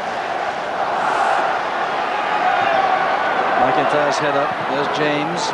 But it is a remarkable change in the pattern of play in the second half, without any obvious major tactical alterations, just an upping of tempo by Falkirk. His team are much more committed. They're not giving Kilmarnock the room that they gave him in the first half, particularly Paul Wright. We've hardly seen him in this game, and it's because that space has been denied. But the tempo of Falkirk's play has definitely increased. And Scott Crabb has tested the referee's patience once too often. Another foul, that's the indication. Persistent fouling. So Scott Crabb is yellow carded. Referee Dallas suddenly busy in that regard. And Falkirk are making a substitution at the same time. The match winner of the semi-final replay, Paul McGrillen, is withdrawn. Scott Crabb is booked and Gerhard Fellner has joined the Falkirk attack. So The one-way jump goes off, so Paul McGrillen has been replaced by Gerhard Fellner, the Austrian. So he will provide some additional running power to the attack. There's been some reorganisation now. Fellner seems to be joining Crabb through the middle. Hagen has gone to the wide left. Well, it may only be for the kick out from Nelson. That's his regular position for that purpose.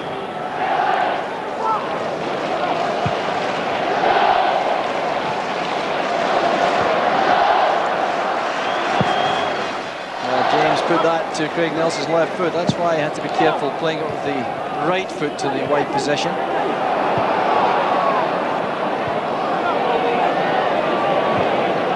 It's all very untidy at the moment. Kilmarnock have just not settled at all in this second half. Just that glimpse of goal for Jim McIntyre. And Falkirk were caught so far upfield. You know, he did so well there, Jim McIntyre, because he knew that the pace of Gray was telling. Cut across his path, but really magnificent challenge by Gray. And really at times his pace is absolutely explosive. Trap to Hagen. It's Seaton.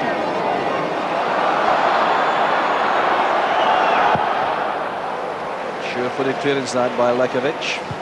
Join the Yugoslavia squad tomorrow for a match against Slovakia in the World Cup qualifier.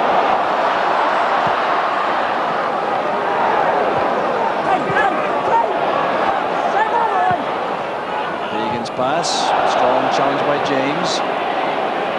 But we saw some fine play in the first half from Bagan and from Burke and from Paul Wright, and they really have been so quiet since half-time.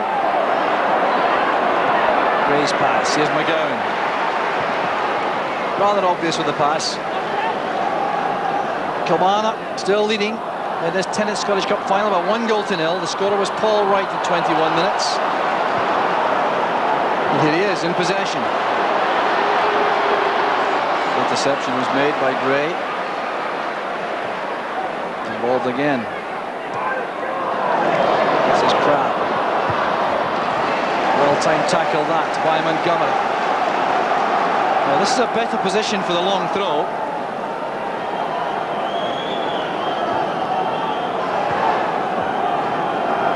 James waits again. The second ball that's so important here. If James can get a touch on, Falkirk have to have men looking for the second ball. Another good defensive header there by McGowan. He's coped well. He's really done well with those balls. He's given away a lot of height advantage, but he's attacking the ball well. And Alec Taunton has insisted Andy Seaton go across to take this corner kick so that he can use his left foot for the in-swing, and that was what Paul McGrillen was doing before he was replaced.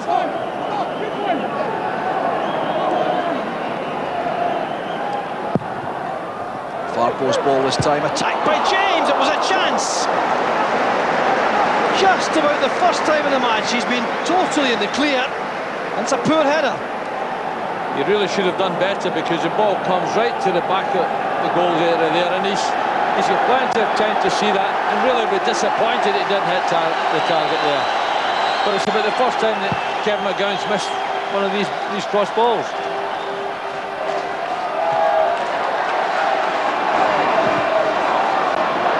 Oliver finds McGowan. Crabb. McGowan supporting well. He's getting forward much better in the second half than he managed to do in the first.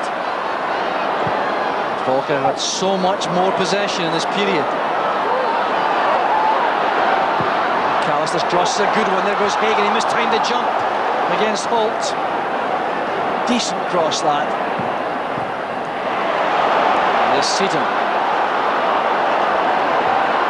Getting away from Bagan. For the goal kick. Terrific effort by the 19-year-old fullback Andy Seaton. Bobby Williamson must be wondering just what has happened to his team since half-time. So much in control in the opening half hour. We're now at the three-quarter point in the match. You can understand that reaction.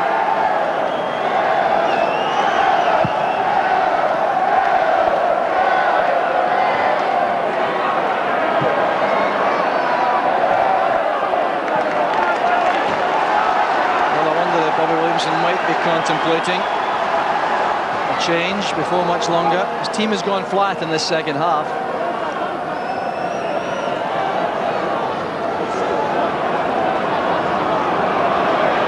Some movement being offered all around, including Mark Riley there. It's a goal kick. One little reason for it all happening is that Andy Gray, in actual fact, is not playing behind his true central defender. He's actually playing slightly in front of him, and he's taking the chance that his pace will get him back if there's a need. And he's covering that space that Paul Wright had, and that plus the aspect of Falkirk up in the game have really disturbed Kamara quite considerably. A long chase here for Crabbe. Well, Scott Crabbe has really worked his socks off up front for Falkirk. Question about that, with total commitment. The ball thumped out of play there because attention is required for one of the Kilmarnock players. And that doesn't look too clever. Jim McIntyre, I think, is the player in trouble.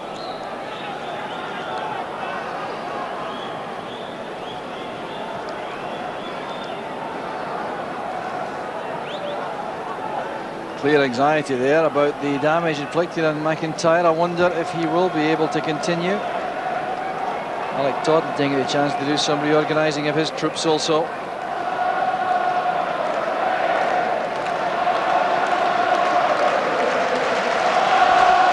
It's a real tangle, isn't it? There's not a lot in that. It's Kevin McGowan, in fact, rather than Jim McIntyre. Kevin McGowan's the player in trouble. Fourth official, Bobby Tate, speaking there to Bobby Williamson. So Kilmarnock continue with 10, and Gary Holt has dropped back to the back four. No doubt he'll be concerned if Kevin James gets forward again before McGowan returns. And Kilmarnock have no defender on the bench. Very positive substitution setup they have. Tom Brown and down below is Ali Mitchell and John Henry. Hugh Allen trying to sort out the problem to allow McGowan to return. They certainly will want him back in the field, and they cannot ignore the possibility of extra time. They lose a goal.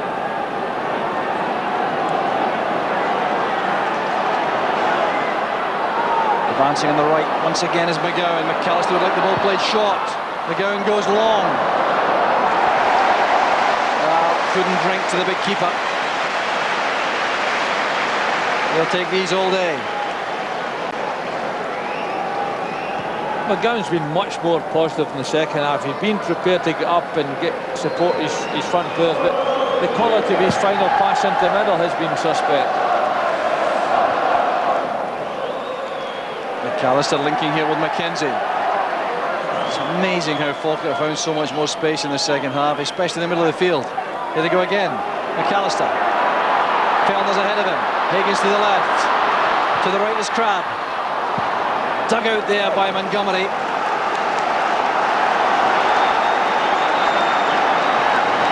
Well, there's the position in the Tennant Scottish Cup final. Kilmarnock 1, Falkirk 0.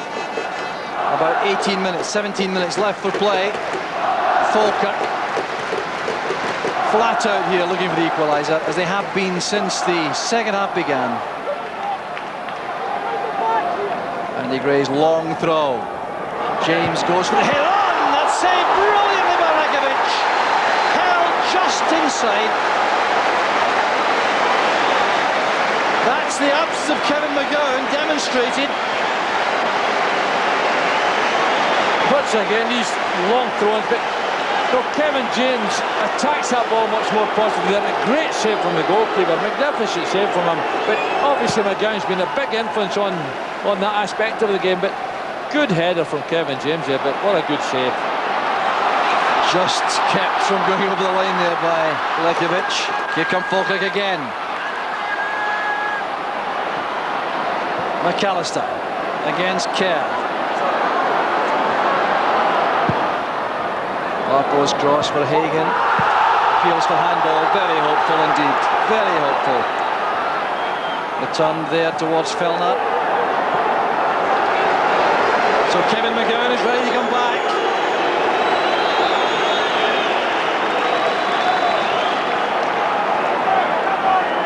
The referee is satisfied, the blood has been stopped, and McGowan returns to a huge welcome from the Kilmarnock supporters. But I suspect that Kilmarnock will want to freshen up. Now they are satisfied McGowan is all right.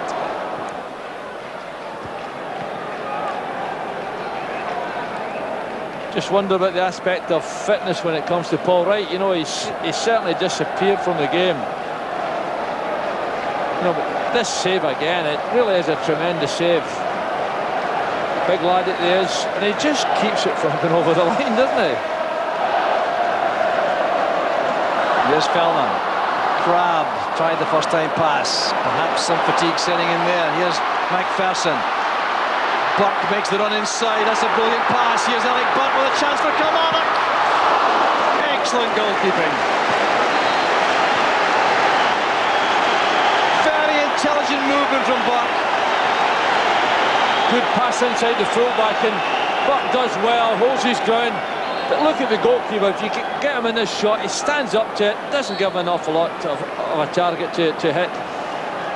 But you know, Buck times his run so well, doesn't he? And his pace is good, collects the ball well, good strike, but good save of the goalkeeper. Well, Falkirk quickly to the other end again, where they've been for most of the second half. Hagan operating that left touchline now. Was he caught late? No, says the referee. Space here for McIntyre. Paul Wright arriving late, looking for the pass. Hopelessly misjudged.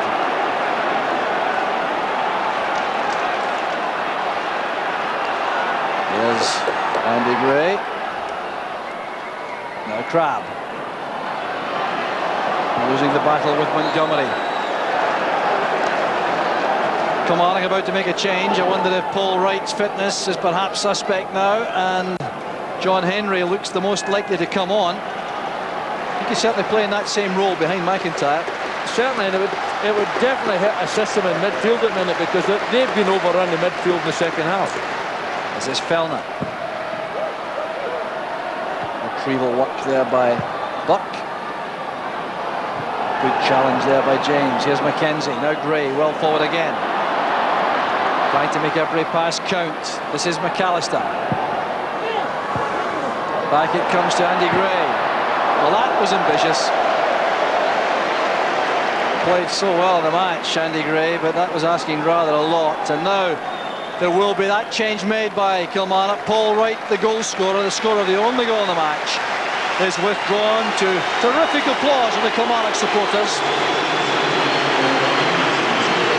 And the replacement, injured out before the match, John Henry, and Falkirk too will make a change.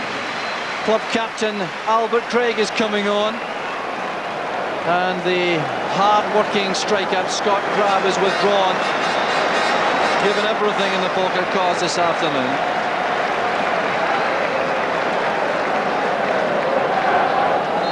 That'll involve some tinkering tactically. Well, they obviously look as though they're going to push Kevin James up front, you know, which I suppose at this stage in the game is worth the gamble. Well, that's how they saved the semi-final first game.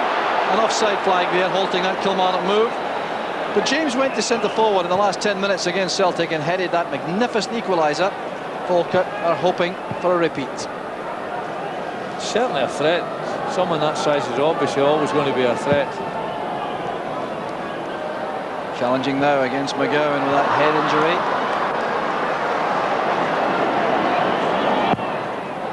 Kerr's clearance taken confidently by McGowan. There's a big difference in the second half in the Falkirk confidence. The willingness to take passes and take positions. That's Buck's tackle.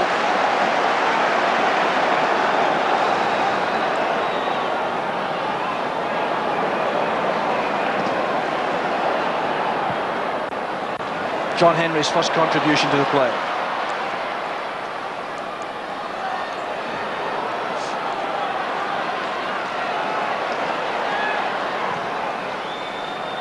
Kerr played it over the top of McGowan. Nelson quite comfortable on that right foot. So Fellner and James, the striking partnership now for Falkirk. That's a huge change in approach. Definitely, and McAllister is pushed much wider on the right-hand side. Hagan's going out on that left-hand side. There's a much more positive look about them, and obviously Alec Totten realises he's got to gamble, but his team have been a credit to him in the second half. The 4-2-4 formation now for Falkirk. Two in the middle now, Mackenzie and Albert Craig. Foul by McGowan. That's a free kick to Kilmarnock. Kilmarnock supporters now regaining their voices. Time running out so rapidly. They sense a victory. About 10 minutes left. 1-0 to Kilmarnock.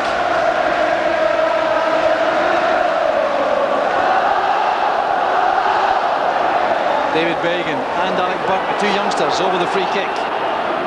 Taken by Bagan. Well won by James. Henry tackled well by Craig, the two substitutes together. Didn't dig that out, Craig. It's collected by McPherson.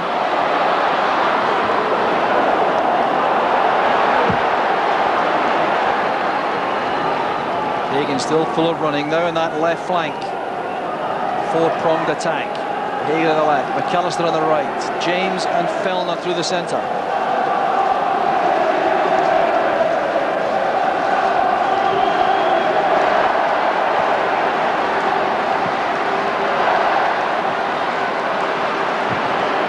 Gray with the up and under. Headed away was by McGowan. This is McIntyre. Outpaced again by Gray, he just shrugs him aside there. Looked to be a foul, seemed to manhandle him, but the referee allowed that to continue. Here's Fellner charging into Bray Montgomery. Another substitution going to take place. Tom Brown is being prepared for action by Kilmarnock.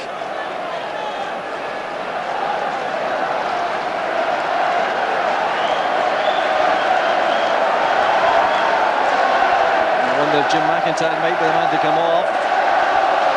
So had to work so hard with very little service, especially in the second half. Indeed, that is the change being made. Alec Totten going berserk there about the time-wasting approach. And Hugh Dallas coming across to Alec Totten.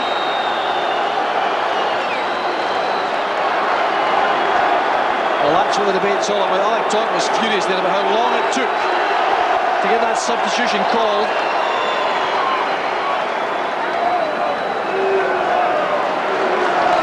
Tom Brown will now replace Jim McIntyre, who's taking all the time in the world to come off.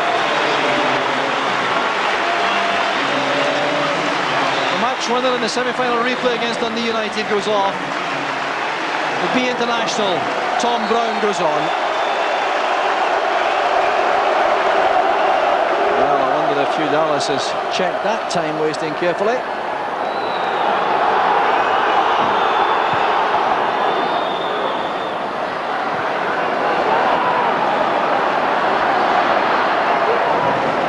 Shows that runs for the goal kick. Going to be some finish this, Billy, I think. Well, that's right, and this fella's had a really good game, and you just get the feeling there's a lot more to him than he gives you at times. Tremendous pace, and every now and then he just gives you indication of that, and you can see that he's played at a real top level. That ball didn't leave the penalty box, that's why it's been retaken.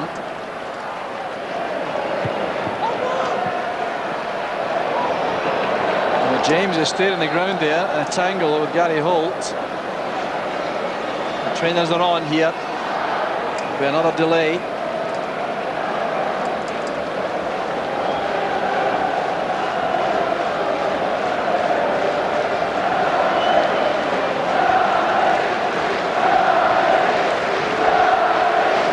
Well, a very late stage in the cup final, which is full of nervous tension in any event, and then a bang like this late on. With stamina very much the premium. Very much so, and obviously this is an interesting one because, you know, Kevin James's height, you're always going to get a fair bit of head clashes there, and there goes another one.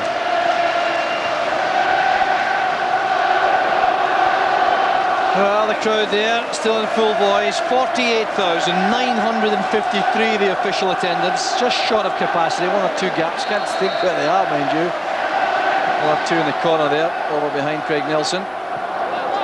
This is Fellner. Caught late, going past Montgomery. Still have this feeling all the time. There's more to happen in this final before the end.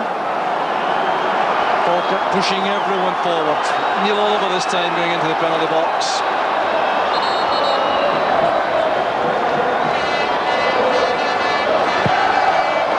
Over the far post it goes for James. He gets up well. Clearance came from Kerr.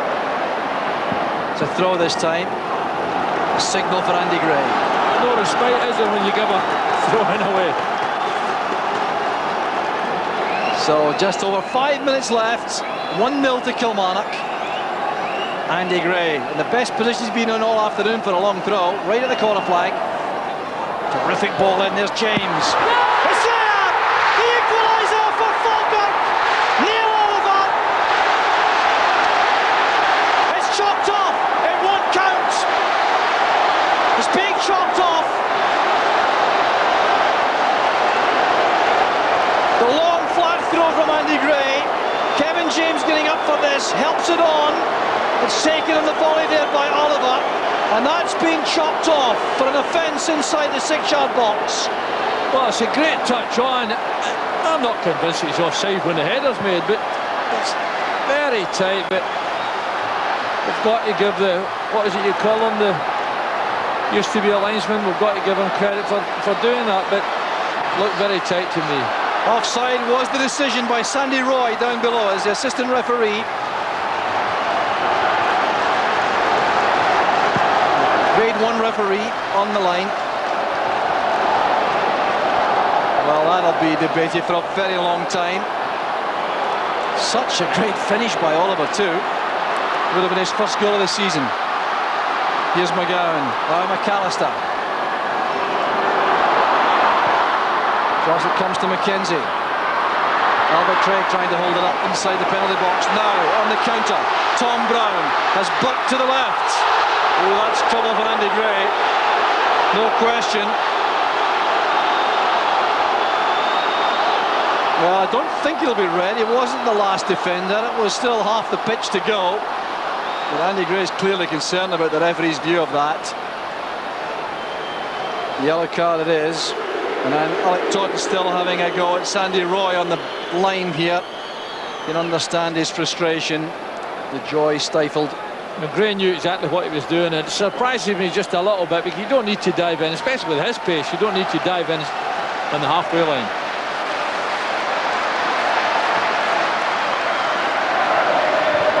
McGowan's header has to retrieve again. Helps it on. Riley's quickly to the ball. Riley again. Sharp tackle goes in from Andy Gray, who has been named, to no one's surprise, the Tennent's man of the match. Another substitution going to be made by Kilmarnock. The referee's not allowing that at the moment. Here's Dylan Kerr. Now Brown. No way past Jamie McGowan. Andy Gray has to get that back though. The strength of the man. He's been fouled there by little David Bacon. Well, that really was a catch-weight contest, no question about that. Perhaps Bacon's telling the referee that. Do you really think had a chance against him? I think he enjoyed it, mind you. Bacon will indeed come off. He's getting a terrific reception also. Being told they're going to move on by Robbie Williamson. He's milking the moment, I think. On goes Ali Mitchell. Well, an experienced man on. Ali Mitchell to replace David Bagan. Can Falkirk come back? Here's McAllister.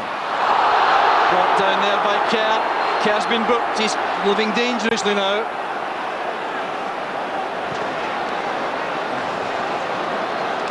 Couple of minutes remaining, plus stoppage time. There must be a bit of that. Paul Wright's goal for Kilmarnock separates the teams.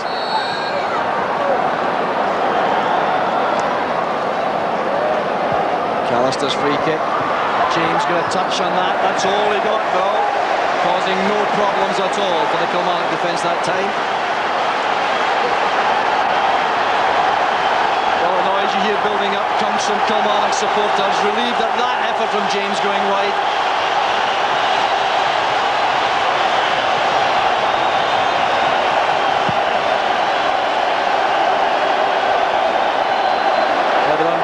Here's Mitchell, the fresh man. He'll take this to the corner flag for a run, I suspect, but Seaton is strong and quick.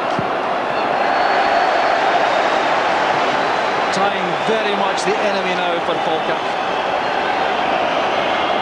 Even Alec Taunton looks resigned, whereas Bobby Williamson is waiting patiently for the final whistle as John Henry sends the ball across.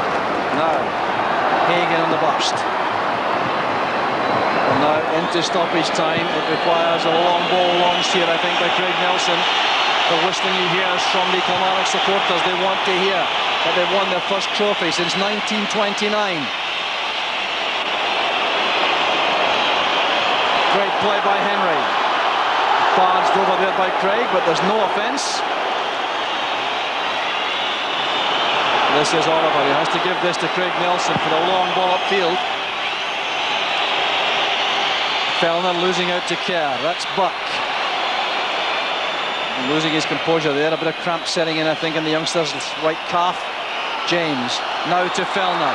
McAllister calls for the ball.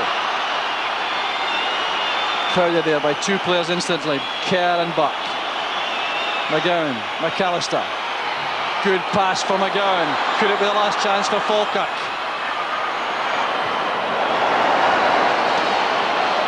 Here's McAllister again. Changing direction, looking for the opening. Asking too much of Jamie McGowan at this stage in the match. Alec Taunton looks resigned there at the back of the dugout. His team have given him everything, especially in this second half. But it hasn't been enough in that vital moment when Neil Oliver scored. The goal chopped off by the assistant referee on the near side. That will be the moment and he may not forget for a very long time.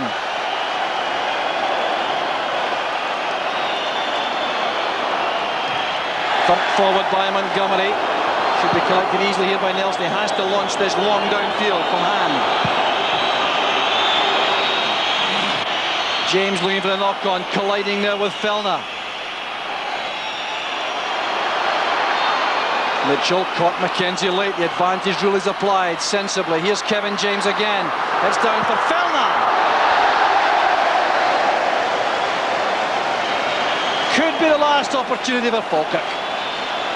Frustration for the Austrian. Bobby Williamson waiting to savour his first triumph as a manager.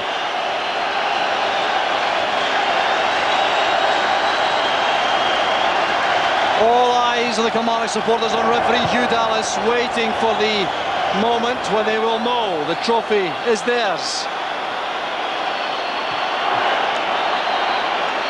It's all ragged stuff now from Falkirk. It's all hit and hope in these closing few minutes, with fatigue setting in rapidly. Hugh Dallas being studied all around the stadium. Into Neil Oliver in the middle. There was a long amount of stoppage time to add on, but I wonder how much more there will be. No more! Kilmarnock have won the 10th Scottish Cup. Bobby Williamson is drenched. The handshake with Alec Taunton and Walter Kidd. But the moment belongs to Kilmarnock.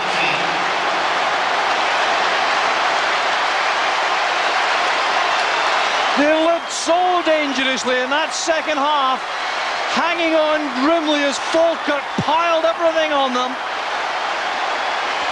And that's Alec Taunton with Paul Wright. Paul Wright expressing his appreciation. The manager did so much for him. The flags are waved and the blue and white of Kilmarnock around the stadium, but in fairness, Falkirk too, standing to a man. But the Kilmarnock manager, Bobby Williamson, is with Hazel Irvine. Bobby, what a start to your managerial campaign. A bit wet there as well. Congratulations. Yeah, not get better, Hazel. It's great, delighted. Played for support that came through the day. It's been a fantastic day. Pity about the game. Second half, Falkirk, to their credit, put us under a lot of pressure. And with a credit to the division around, they should be out of it. Hopefully next year Falkirk will get promotion because they've got a lot of good players out there. When Paul Wright put you ahead, how comfortable for the rest of the game was it for you? Not very. We knew we needed another goal and we just couldn't manage it, Hazel. So that's the way it goes, but one was enough. And what was your reaction when Neil Oliver's goal was chalked offside? Was it Neil Oliver that scored it? I didn't know. It was just I seen the linesman's flag going up right away, so I knew there was no panic, but it looked as if it was going to come. Bobby, what a start to your managerial career. Can you believe it? Not really. It's happened, so I've just got to believe it, Hazel. What about next season? Clearly there's going to be an awful lot of season tickets sold, I would think, down your neck of the woods. I hope so. I need to get a clear out start again, I think. Party tonight, I would imagine. I hope so. Bobby, thank you very much. Well done. A very happy Kilmarnock manager who really has handled himself amazingly well in his short span as manager of Kilmarnock for 6 months only, but showing great tactical awareness, and it really has been a terrific triumph for Kilmarnock. And the man of the match, Andy Gray. Andy Gray, some consolation for you. Congratulations, you're the man of the match. Callum Mackay will present you with that award. But Andy, can you describe to me your disappointment today? Well, I don't think we really got going today. It was like a game of two halves, really. I mean, they scored from a set piece, but I don't think they really caused us any problems, you know. But good luck to them and all the best for them in Europe. In terms of the second half performance, you looked as if you came out really ready to try and come back into the game. It just wasn't to be. Yeah, it's one of them days. I mean, as I've always said on this cup run, if your name's on the cup, you're going to win it. And I just think that the first half we had about 3 or 4 players like in the side who wasn't like up to scratch. You know, it wasn't like a team performance in the first half. And I think second half we showed a bit more determination. And I think we can walk off the pitch with eyes held high. So. Actually disappointed when the goal was chalked offside near the end. Well, I couldn't see why that was chalked off, because I mean, at the end of the day I think they had somebody behind Agee. So to me, I don't understand why they did sort of like chalk it off. Disappointment for you, but congratulations on your cup run. It's been marvellous to follow you to the final. Thank you very much. Thank you, and you, Hazel. Thank you. So disappointed Falkirk supporters, but they've been standing there waving their flags. They know they had a team there which gave them absolutely everything, especially in that second half. Did them proud indeed in their effort to win this cup in the most dramatic possible fashion. And for Kevin McAllister, you can tell the agony all over his face. A Falkirk supporter all his life, with a chance here to win a major trophy. Disappointed for Kevin James, but for him there may well be another chance. Young player with a big future. And he brought off that great save from Lekovic in the second half. Alec Totten, the usual dignity, masking the disappointment. Neil Oliver in the discussion about why the goal was chalked off, and that will no doubt be a mystery to a lot of the players still at this point, but it was for offside. Bobby Williamson reappears and makes, I think, for Alec Totten, I suspect that might be his first port of call. Well, going round the Falkirk players, showing his regard for them and for their contribution to the whole affair. But it was 1929 when Kilmarnock last won the cup, beating Rangers by 2 goals to 0. They've had final disappointment since then, and 40 years ago to Falkirk, and then 3 years later losing 2-0 to Rangers. Now another triumph. Bobby Williamson going round all the players in the Falkirk squad. Well, the face painters were busy before this match. And the Kilmarnock players have done their swallow dives in front of the supporters at every corner of the pitch. Well, a feature of the final, the friendly final, has been the ladies, the children, the old men, the young men, the boys, the girls. The day they won't forget readily, especially if you come from Kilmarnock. Bobby Williamson goes round every player in his squad. Moments to be savoured, Billy.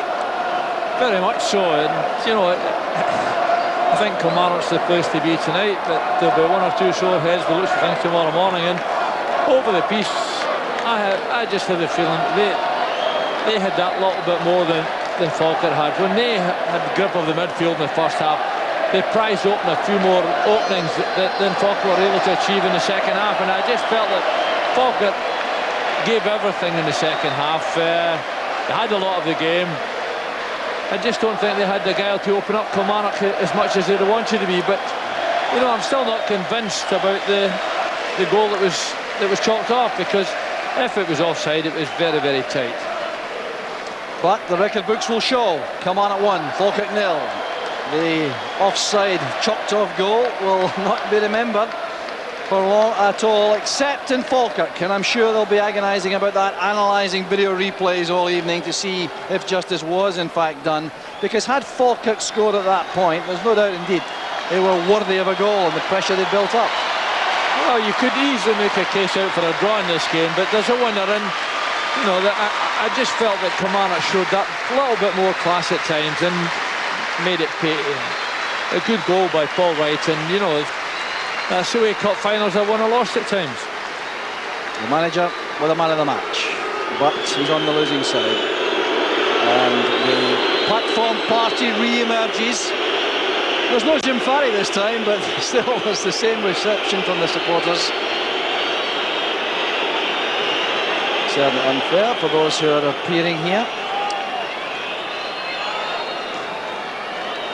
So the presentations will now take place. The carpets have been restored.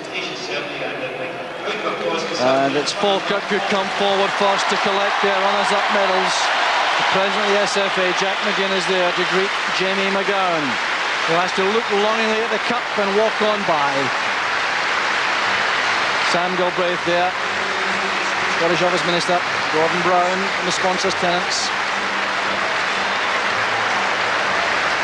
Dejected faces. Great getting to a cup final, but misery losing. Not a smile in sight. We'll see the contrast in a moment, though. But there's the show of faith and belief of the Falkirk supporters. No one has left the stadium. Next to receive their medals, the match officials, led by Hugh Dallas, who's been round the good, of course, by the Falkirk supporters. That's all about the chopped-off goal. Sandy Roy, the man whose flag stopped the celebrations. John McElhinney, and the fourth official, Bobby Tate.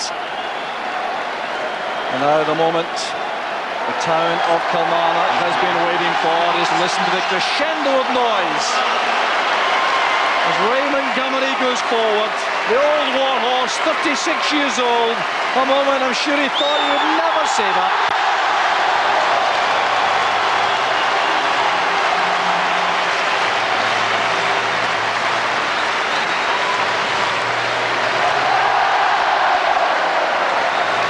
Dragilekovic joining in the spirit of the occasion.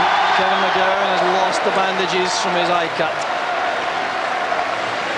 Gus McPherson, another long-serving member here of the Kilmarnock side. A new arrival, Dylan Kerr, Sheffield Wednesday, Leeds United, Reading, and now a Scottish Cup winner. Little David Bagan. His 22nd first-team start this afternoon. Followed there by Gary Holt. Tom Brown, the substitute.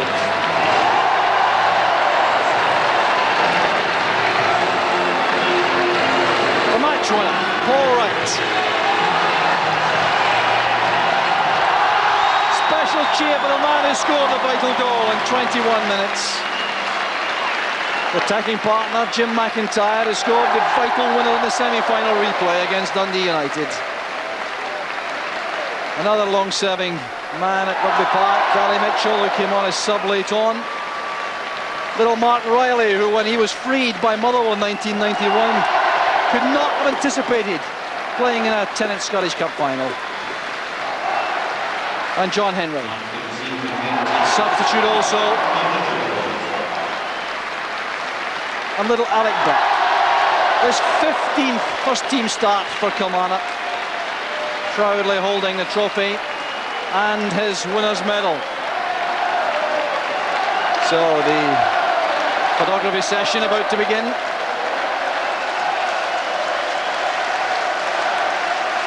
Bobby Williamson still acknowledging the Kilmarnock backing and insisting that all the players who were not stripped this afternoon join the picture. That's a very good gesture by the manager.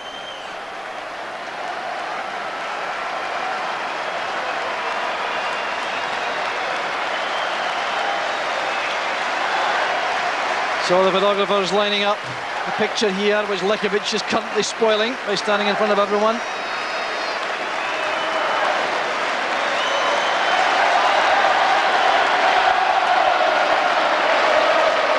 Well, that camera can't be still because of the crowd in the stand jumping up and down. Well, a day they'll never forget, these youngsters particularly. Well, let's hope it's not another 40 years before they're at a cup final like this. Well, it's 37 years is the last final, the Scottish Cup. So Ray Montgomery wants to go in the lap of honour, I think. Mindful of the SFA regulations on the subject, no doubt.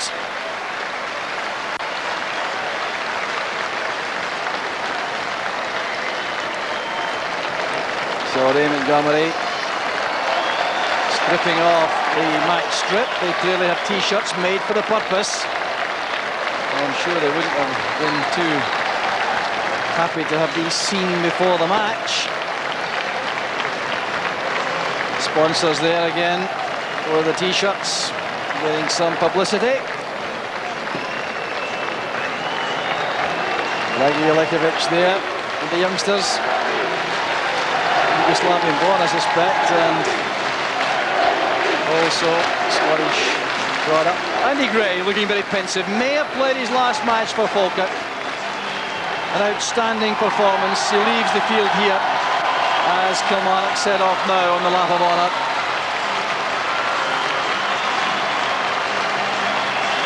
Getting some sporting applause from the Falkirk supporters also, Kilmarnock.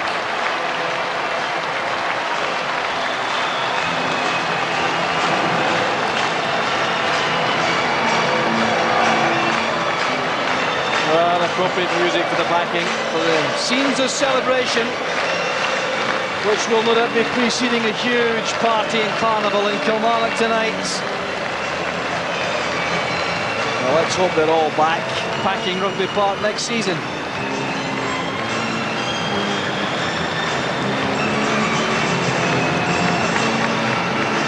Well, they want to save at the moment. Billy, you've been there many times. What's going through their minds?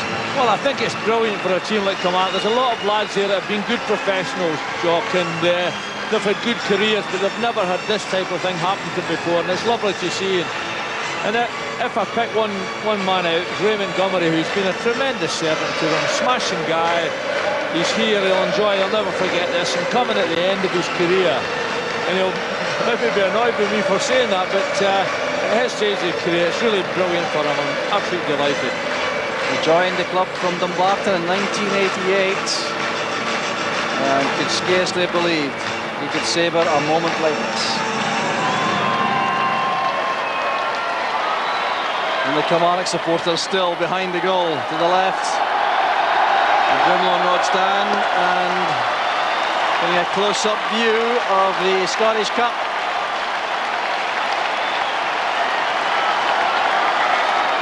No one has moved from that stand there, which the players have gone to now.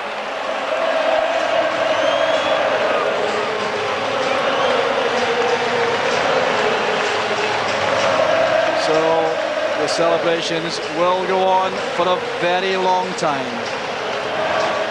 Ray Montgomery with his 11.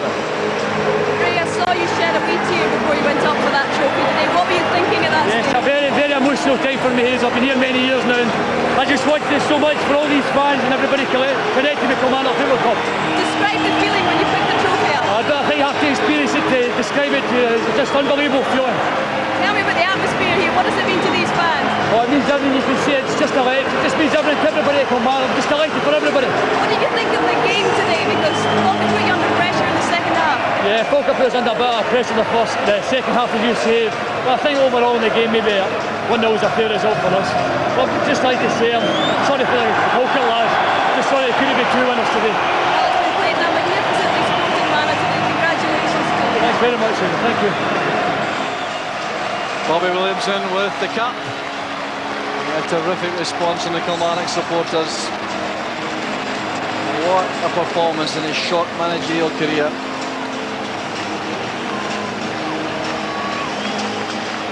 There's Raguli Jakovic with the Scottish Cup there. And his family.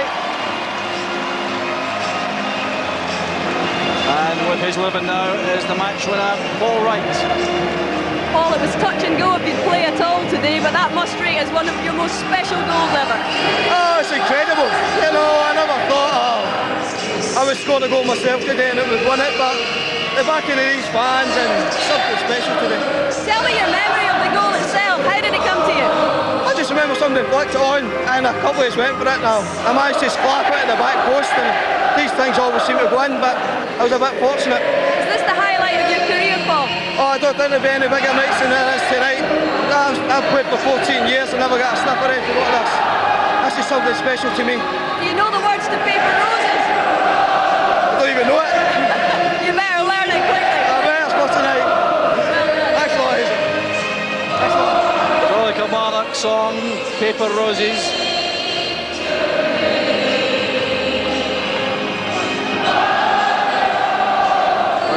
Terrific signs here of joy in these Kilmarnock supporters' faces. Well, the Friendly Cup final, the People's Cup final, had to have a winner, it had to have a loser. The winners are Kilmarnock and Falkirk. Mustn't be forgotten of their contribution to a highly competitive Tennent's Scottish Cup final. But for the moment, it's Kilmarnock who enjoy the occasion now to the full. They worked so hard to take a grip of the game early on. Got in front and held on grimly to the end under ferocious pressure. So with his living now is Kevin McGowan. Kevin, you went through the pain barrier for this today. Was it worth it? When you see scenes like this, it's definitely worth it. This is brilliant. It's more than I even expected. It's just brilliant. What kind of night do you think you're in for tonight? Tomorrow morning, I'll probably not even remember it, so it's got to be brilliant. I'm looking forward to it. I think it's been one of the happiest cup finals. What did you think of the ovation that you received from the Falkirk fans as well? That was a nice touch. To go around and even clap the away fans was brilliant. I mean, we really enjoyed it. You know what I mean? Well, get that eye stitched and have a good night tonight. Pardon? Get your eye stitched. Yes, we'll get it done. Cheers. Well, sheer bedlam still at Ibrox. Kilmarnock celebrating winning the Scottish Cup in dramatic fashion. Paul Wright did the damage in 21 minutes.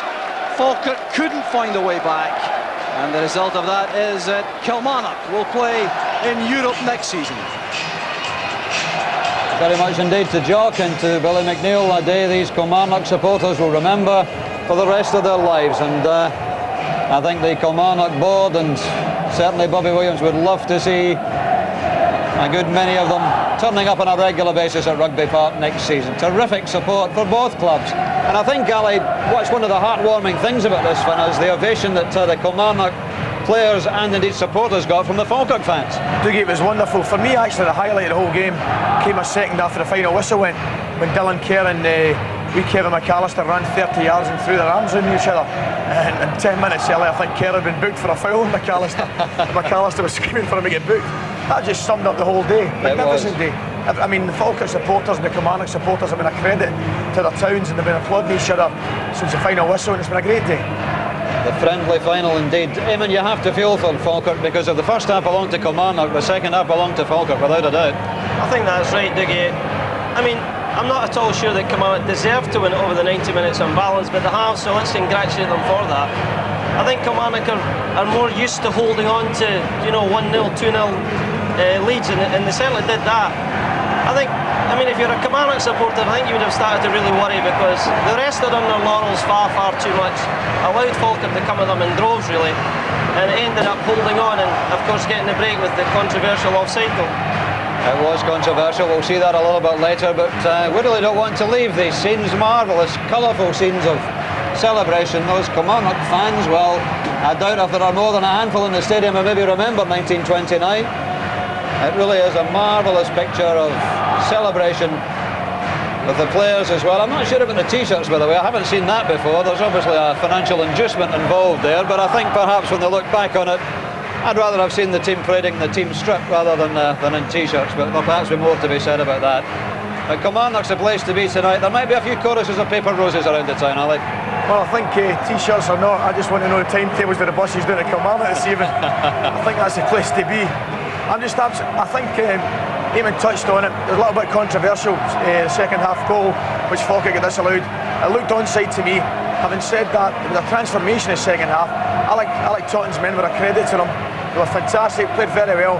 At the same time, I'm just thrilled to bits for wee Bobby, Gus McPherson, Ray Montgomery, and of course the goal scorer Paul Wright. I'm thrilled to bits for them. Well, who would have believed it? Bobby Williamson just 6 months ago was the reserve team coach. Alec Totten was the Kilmarnock manager. When Alec Totten left the club, Bobby Williamson must have wondered what his future held. The two such close friends. And Bobby suddenly gets the chance to be manager, and for a while it looked as if the club might be looking for a bigger name than Bobby Williamson. But he was the fans' choice, and he's delivered them the Tennent's Scottish Cup. Remarkable story. Let's just see again the goal which this man scored after 21 minutes, which has decided the 1997 Scottish Cup final. Paul Wright scoring for Kilmarnock. Talk us through it again, Eamon. Well, it's a good corner kick, and well, we know now it was a Falkirk player that headed it on, and Paul Wright just came off the back post and finished it, very nicely indeed. It's a great striker's goal to give, because he doesn't even hit it cleanly. He's coming back on him, he just wants to keep the ball down and try and hit the target, and he does that. That's his main aim, and of course the ball ends up in the back of the net, and the rest is history. It has to be said, at that stage we didn't really, I don't think, imagine that this would be the only goal of the final. At that stage it looks as if we might get one or two more, didn't we? Yeah, we felt that way. We felt it was going to be an open game, there were one or two goals, but this turned out to be the goal that won the cup. Here you see it, he just keeps it down, and actually Craig Nelson gets across the goal there, but it's unfortunately for him it's by him. Difficult ball to take here.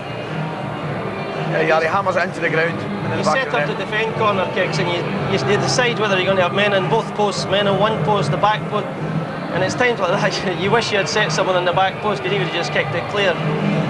One of those things that happen in football, unfortunately. Absolutely. Well, as you can see, the party is still going on. We've had We Are the Champions, we've had paper roses several times, and the Falkirk fans certainly are leaving Ibrox, but the Kilmarnock fans, I think, will be some time yet before they leave the scene of the greatest day in the club's history since 1929. But there was controversy near the end of a half which Falkirk had totally dominated, and this was the goal which was chopped off for offside, and which I think we might just find, Eamon, could well have been given. Yeah, well, instinctively, seeing it, live as it were, I didn't think there was any question of offside. And really, until you see the benefit of the television replay, even then, it's a dodgy one. Over there. And I think he's level myself. But I tell you what a finish it is. I mean, the ball's coming behind him, and it's a great finish from Neil Oliver, volleys it right into the net. Yeah. I think he's a little bit unlucky they called offside there. For a central defender, it was a good finish. But when you see it from that angle, I mean, I must admit, it didn't look as if he was, in front of the last defender to me.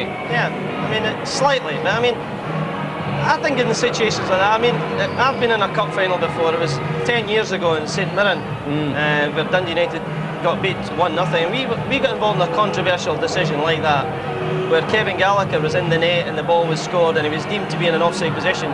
St Mirren went right up the park and scored to make it 1-0, and it's the most depressing feeling you can imagine.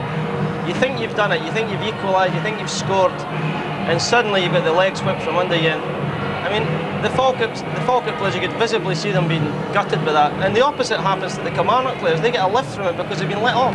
Yeah. I think on balance, the goal could have been given in actual fact. I think it's a little bit of a shame actually there's been a controversial incident like that in the game. Exactly. Yeah, you always want a clear-cut win either way, don't you? Having said that, it's going to provide another talking point, isn't it? Of course it does.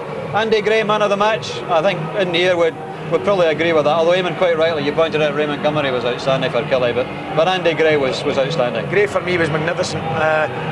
He was. I mean, this is a fantastic through ball here. Wonderful skill from right. He plucks the ball out of the sky with his knee. Great skill. Sends McIntyre away. And what a tackle this is with his left leg.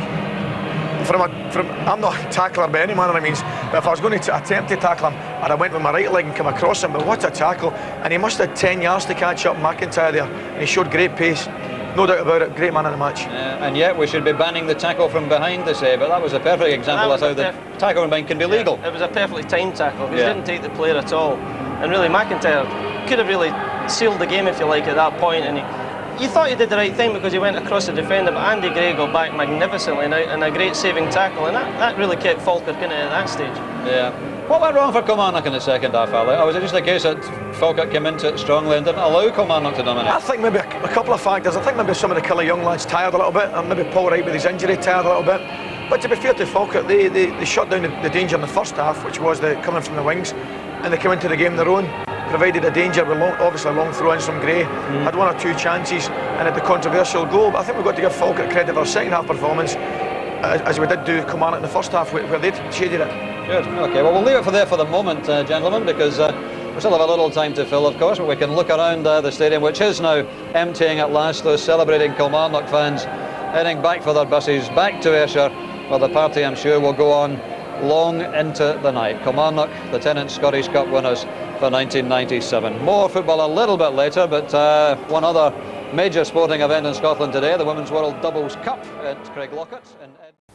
Yes, the top seeds do it again at Craiglockhart. Celebrations in Edinburgh, not quite as vociferous as they were here at Ibrox, of course, but Kilmarnock won the Tennant Scottish Cup for the first time in 68 years with that 1-0 win over Falkirk. We'll talk again about that in just a moment or two. Now, it's all very quiet around here. It wasn't the story half an hour ago, of course. Don't ask us, by the way, why Paper Roses is the Kilmarnock fan song. It has been that way for more than 20 years or so. Maybe Marie Osmond was from Dunmellington, I have no idea. But that's the song they sing. Last words on the final then, Eamon. Kilmarnock have to build on this, haven't they? It's nice to win the cup, but they want to build on it. Well, I think they would like to try and get a wee bit more stability in the Premier League next year. I mean, they survive by the skin of their teeth. But really, there's six teams possibly every year in the Premier League are doing the same thing. I think they would like to build on it in terms of finishing higher up in the league. I don't think they're going to win the Premier League or even be second, but third or fourth would be a lot better. And from Falkirk's point of view, disappointing day for them, but they again must get into the Premier Division, I suppose, Ali. Yeah, I think that's got to be their immediate target. I think they can take a lot of credit and be very happy with their performance in the Cup this season, but I think deep down they want to do better in the league next year, and promotion wouldn't be daft. I mean, it's a target they've got to set themselves, and somebody's put the lights out, or maybe it's George Filson or something like that. I think maybe... was it something I said to you? I seem to remember the lights going out at Brockville once not that long ago, but it's obviously happened to us as well. Let's very quickly take a look again at the goal which settled this afternoon's Tennant Scottish Cup final. It was a good deal brighter then. 21 minutes past 3 this afternoon. The corner kick, the flick on, we suspect from Scott McKenzie, in fact, rather than Kevin McGowan, and well taken by Paul Wright. The man who was playing in his first cup final after 14 years, after missing out with Aberdeen, missing out with Hibs, and finally he gets a chance to play in a final, and the celebrations began on the Kilmarnock bench. It was to prove the only goal of the final. Kilmarnock going on to win by that Paul Wright goal. Here it is again from the other angle. We've talked it through several times. Yeah, I think it does come off the defender actually. Yeah. But it's a great finish from a striker's point of view. And one last time, the goal which Kilmarnock fans certainly will never tire of seeing. Paul Wright's goal, which gives them the Tennant Scottish Cup. But of course the controversy was over the goal which never was, very near the end, and it was Neil Oliver who came up from the back when Falkirk were throwing everything forward. Now the interesting point, let's freeze it just before the head. There it is. The ball has been headed, and I wonder, that looked as if it might just have been onside. What do you think, Alison? I think he's level, Dougie, I really do. As the head from Big James gets knocked over there, I think he's level with the lad in front of him, and I think he's got to find himself a little bit unlucky to get deemed offside there. But what about, I love this finish. Oh, what a goal. It really is.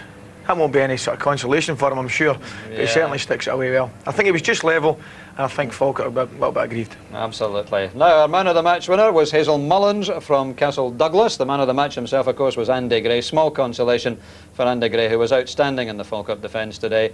But Hazel Mullins predicted that he would be, and so she wins the trip to Malta next weekend to see Scotland play Malta with all the expenses and £250 spending money thrown in as well. We're still sitting here in the dark, so what we can do is take a look at what we've got for you later tonight.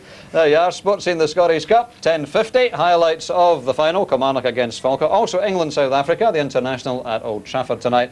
We'll also have a camera on the Kilmarnock bus, so we'll see some of those scenes from Kilmarnock tonight as they celebrate that. All right, well, let's go out and have a last look round before we join our commentary team before this. All right, well, let's go out and have a last look round before we join our commentary team before this Tennant Scottish Cup final. A great occasion, marvellous setting, wonderful weather, the crowd in great voice, both blue and white, the light blue and white of Kilmarnock, the dark blue, navy blue and white of Falkirk.